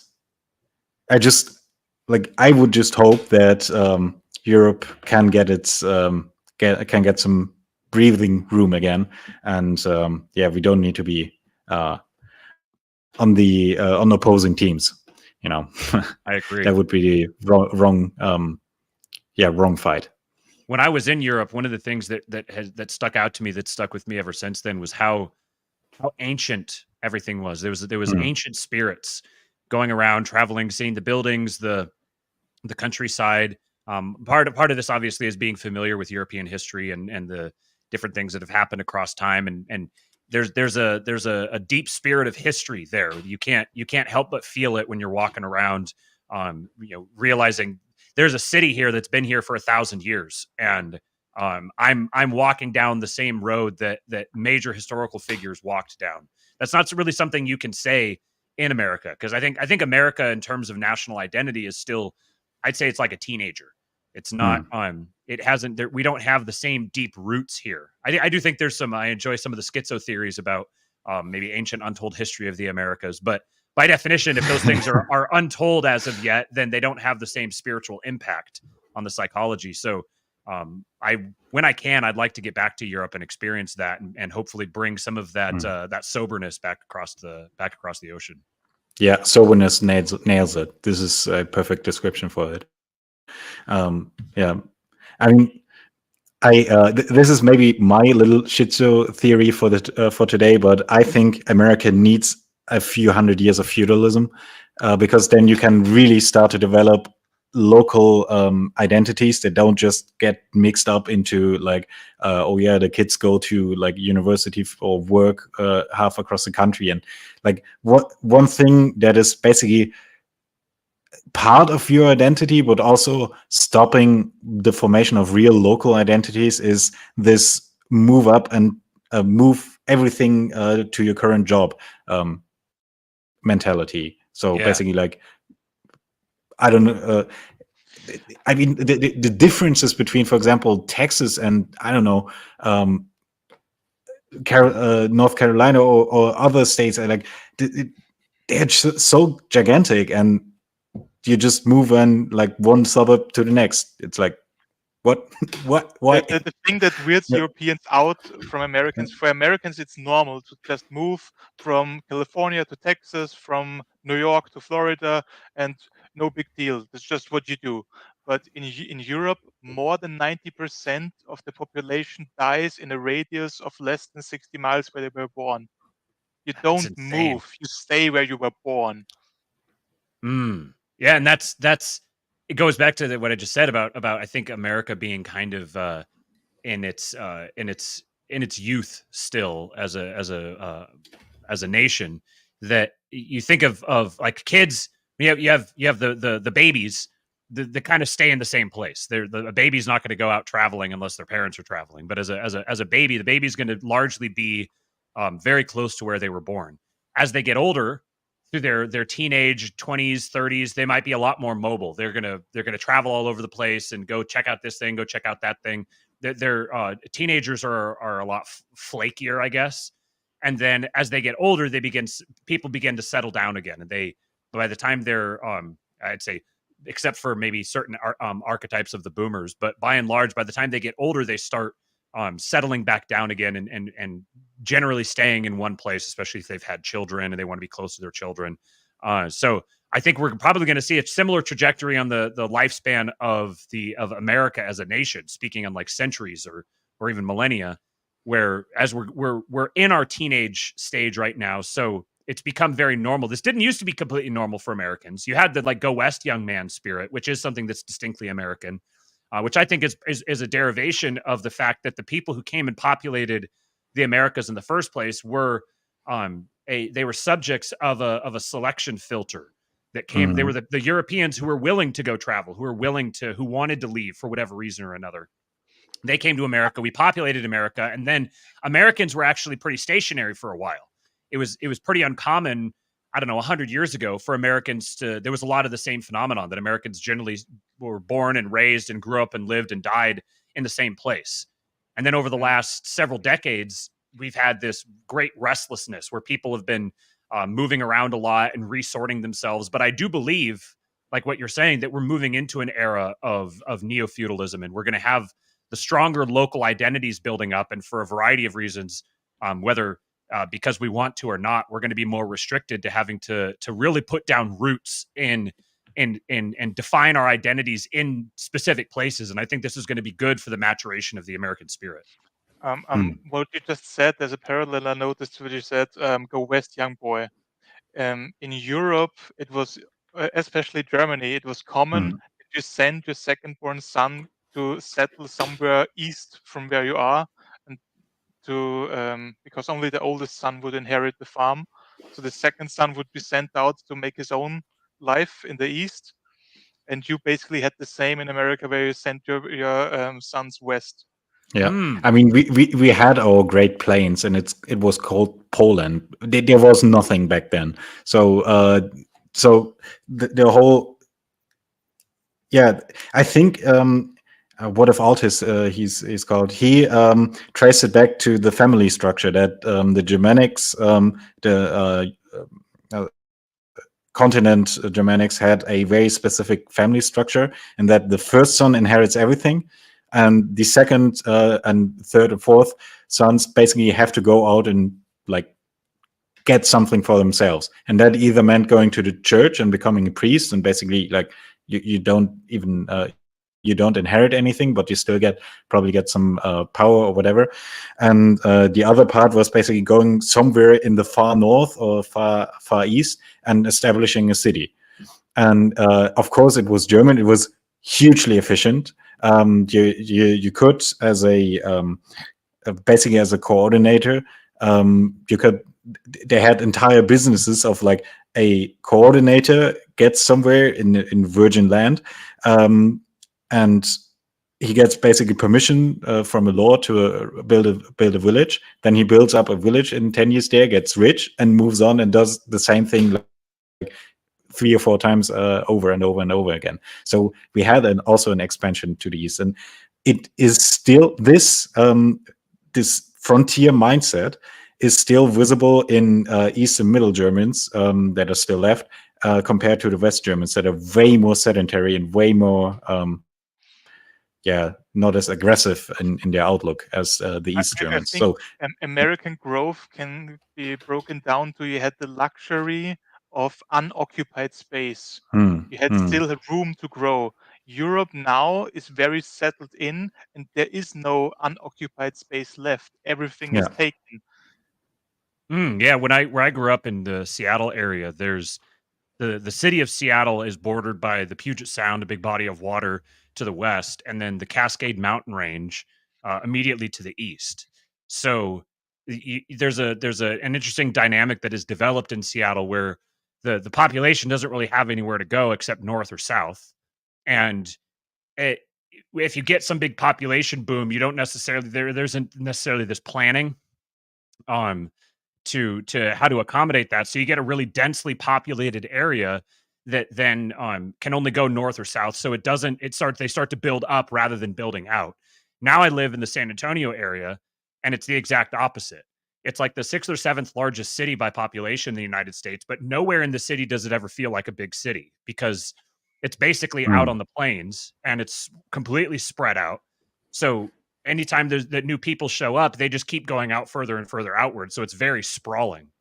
I just drove this last weekend. I drove up to Oklahoma City to pick up my sister and drove back. It was about an 8-hour drive, something like that. And I was thinking as I was doing it that this was the vast majority of the drive was in Texas.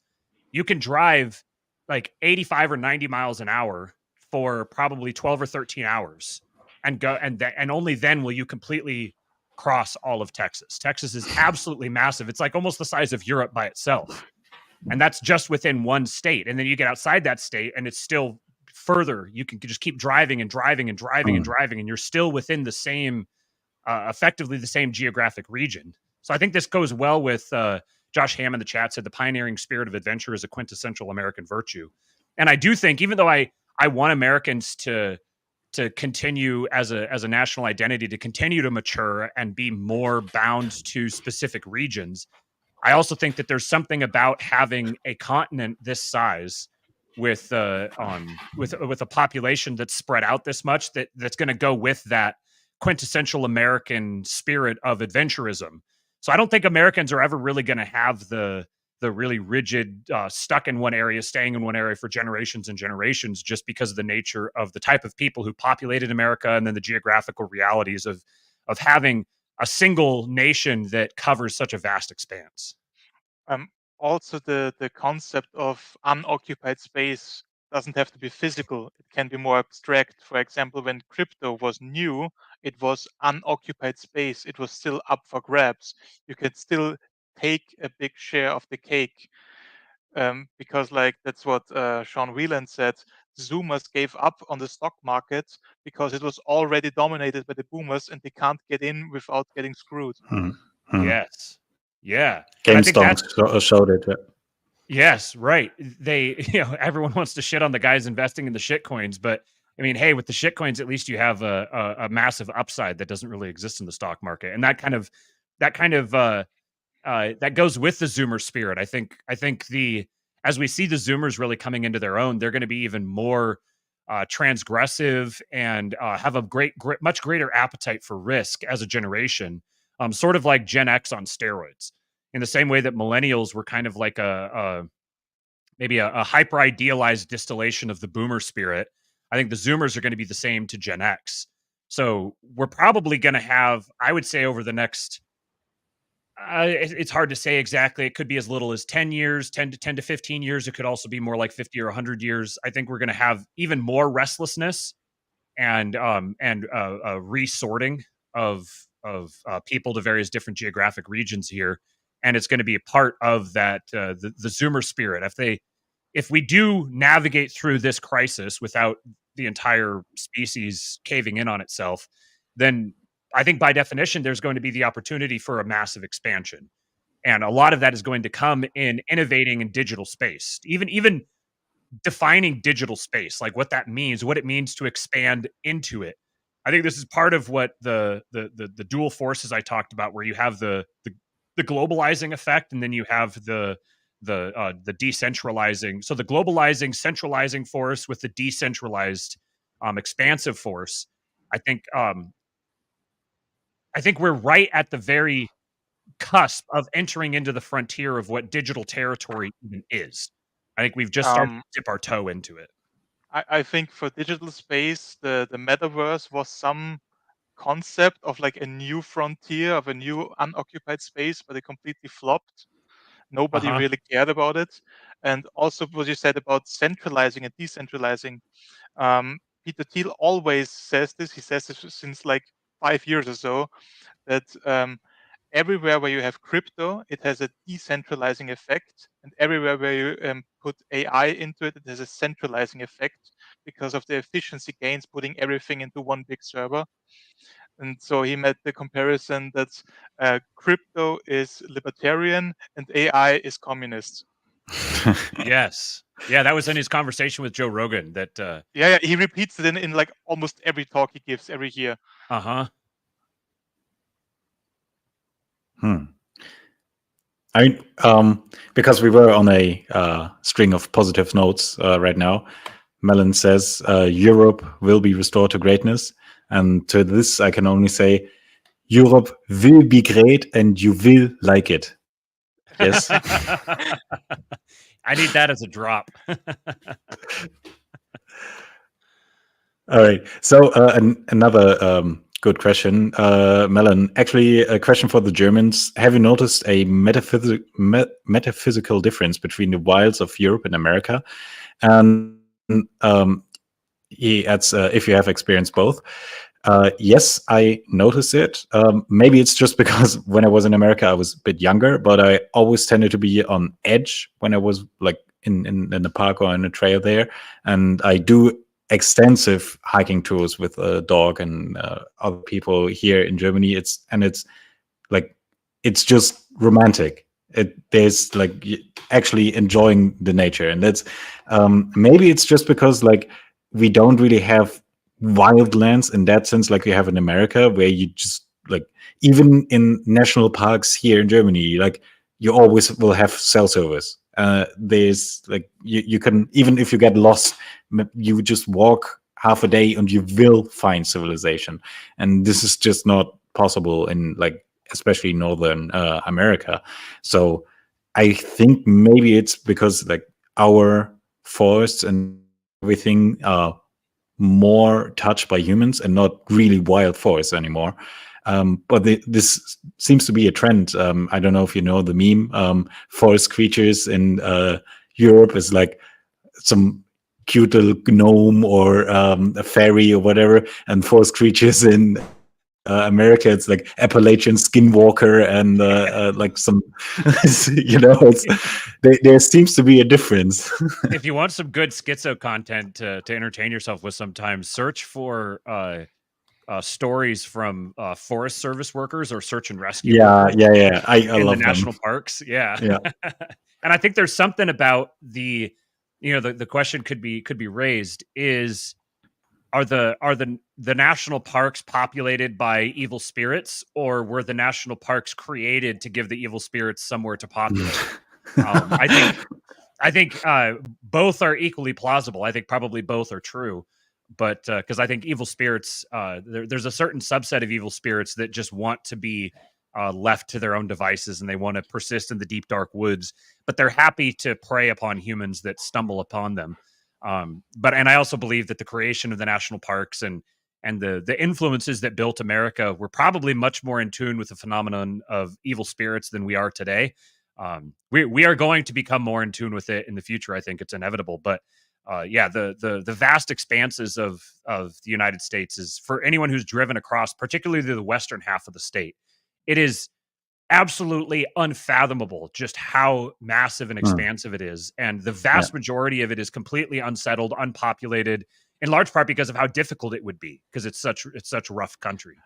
Yeah, that's also a thing. America has more freedom by geography, because it would be impossible to have like an authoritarian regime that monitors everything you do, because it's just way too big.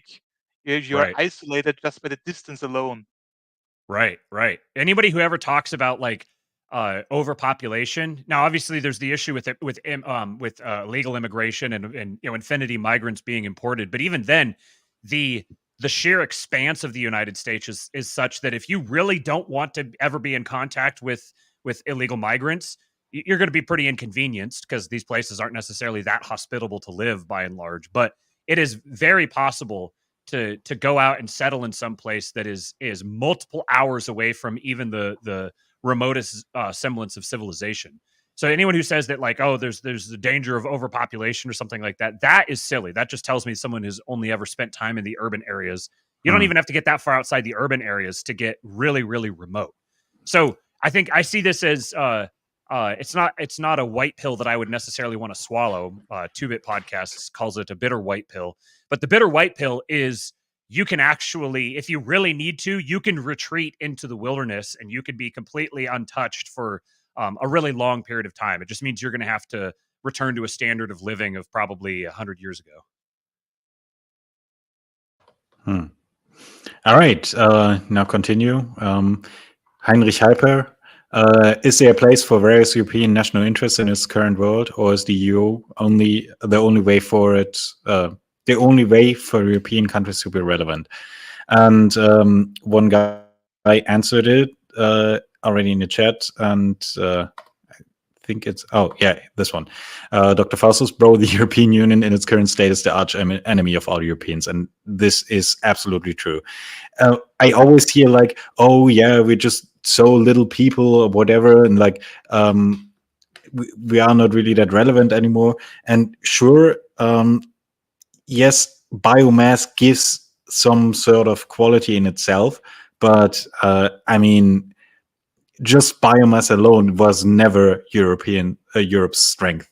So maybe I think there will always be like a higher higher institution like the European Union, but the European Union in its current state is just namely one real benefit that is not outweighed by 20, 30 huge disadvantages. Like it's way too bloated. And maybe what could work is like a Central European empire or whatever, where you have like a, I don't know if it's a tech CEO or just like a actual Kaiser who manages basically the public relations or the geopolitical relations towards the other to the rest of the world. And inside you have like what always was the case, the regional identities. I mean, one thing that is mostly forgotten for like not history nerds is, for example, the Holy Roman Empire. For 1,000 years, they were like what we now call the Czech Republic was inside it, and it was never like just absorbed like we see it in modern day, where a country, a modern nation state just says, yeah, this is now our territory, and everybody in there must now become whatever. It used to be the normal way to say, yeah, you're part of our empire as long as you pay taxes and send soldiers and don't rebel. You can do whatever you want. Like, just be loyal to the empire. Basically, what Rome also did. They had some Yeah. client kingdoms. Just pay taxes, give us soldiers, and do whatever you want otherwise. Yeah. Böhmen and Do you Mähren. think- Yeah. From your perspective as guys living there, do you think that it's even possible to consolidate? Like, is a European identity even a thing that can be No. as a fundamental premise? Yeah, I don't think so. No. It's like, it might be simple to think that from an American perspective, because you see, oh, they're just white and let's just be white together. But it's like there's so many subtle differences in there that if you wanted to create a whole European identity, you had to destroy them. And I really don't want that. Even though I have my troubles with French guys and Polish people, I do not want them destroyed. Like I don't want them to become like all German. I don't want them to just descend into like the Borg. I just want them to like not cease to exist. Like I don't know how to in America, you can move around to whichever state you want, because the population of each state is basically fungible and interchangeable, because you all speak the same language and have the same culture. In Europe, that's absolutely not the case. You couldn't even move somewhere else into a different state without learning the language first. It would be unimaginable to move. And that's something with America too, that like has kind of been the case from the beginning. There's something about the American identity that is I think it's a combination of a natural openness to that sort of thing, together with just the phenomenon of being a young nation that doesn't have the ancient histories of all the ancient rivalries and stuff. I mean, to us, and a lot of the rivalries that we have here, the intra-American rivalries, many of them are derivations of the old European rivalries.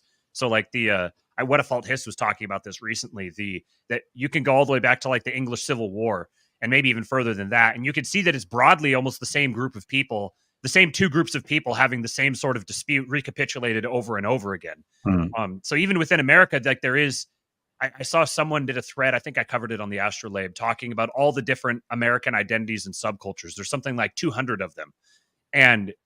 But something about them all being American is that they all naturally do have a latent inclination to recognize each other as American on some level. And as you said, we all speak the same language, even if they're different dialects.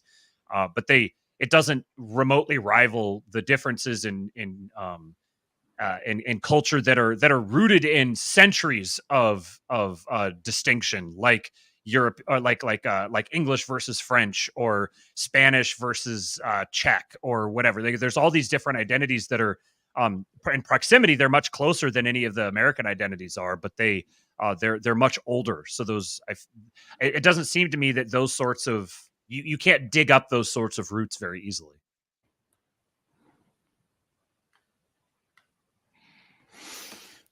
All right. I think this was a very long and very great discussion. I would love to do this again, but It's getting really late here in Germany. So really, really a big thank you to you guys for coming on. And it was really great. I loved it. Thank you for having me. This is fantastic. I appreciate you guys. All right. Final notes. Something a short little we call it like Abschlussappell, like the final note you want to your listeners to remember.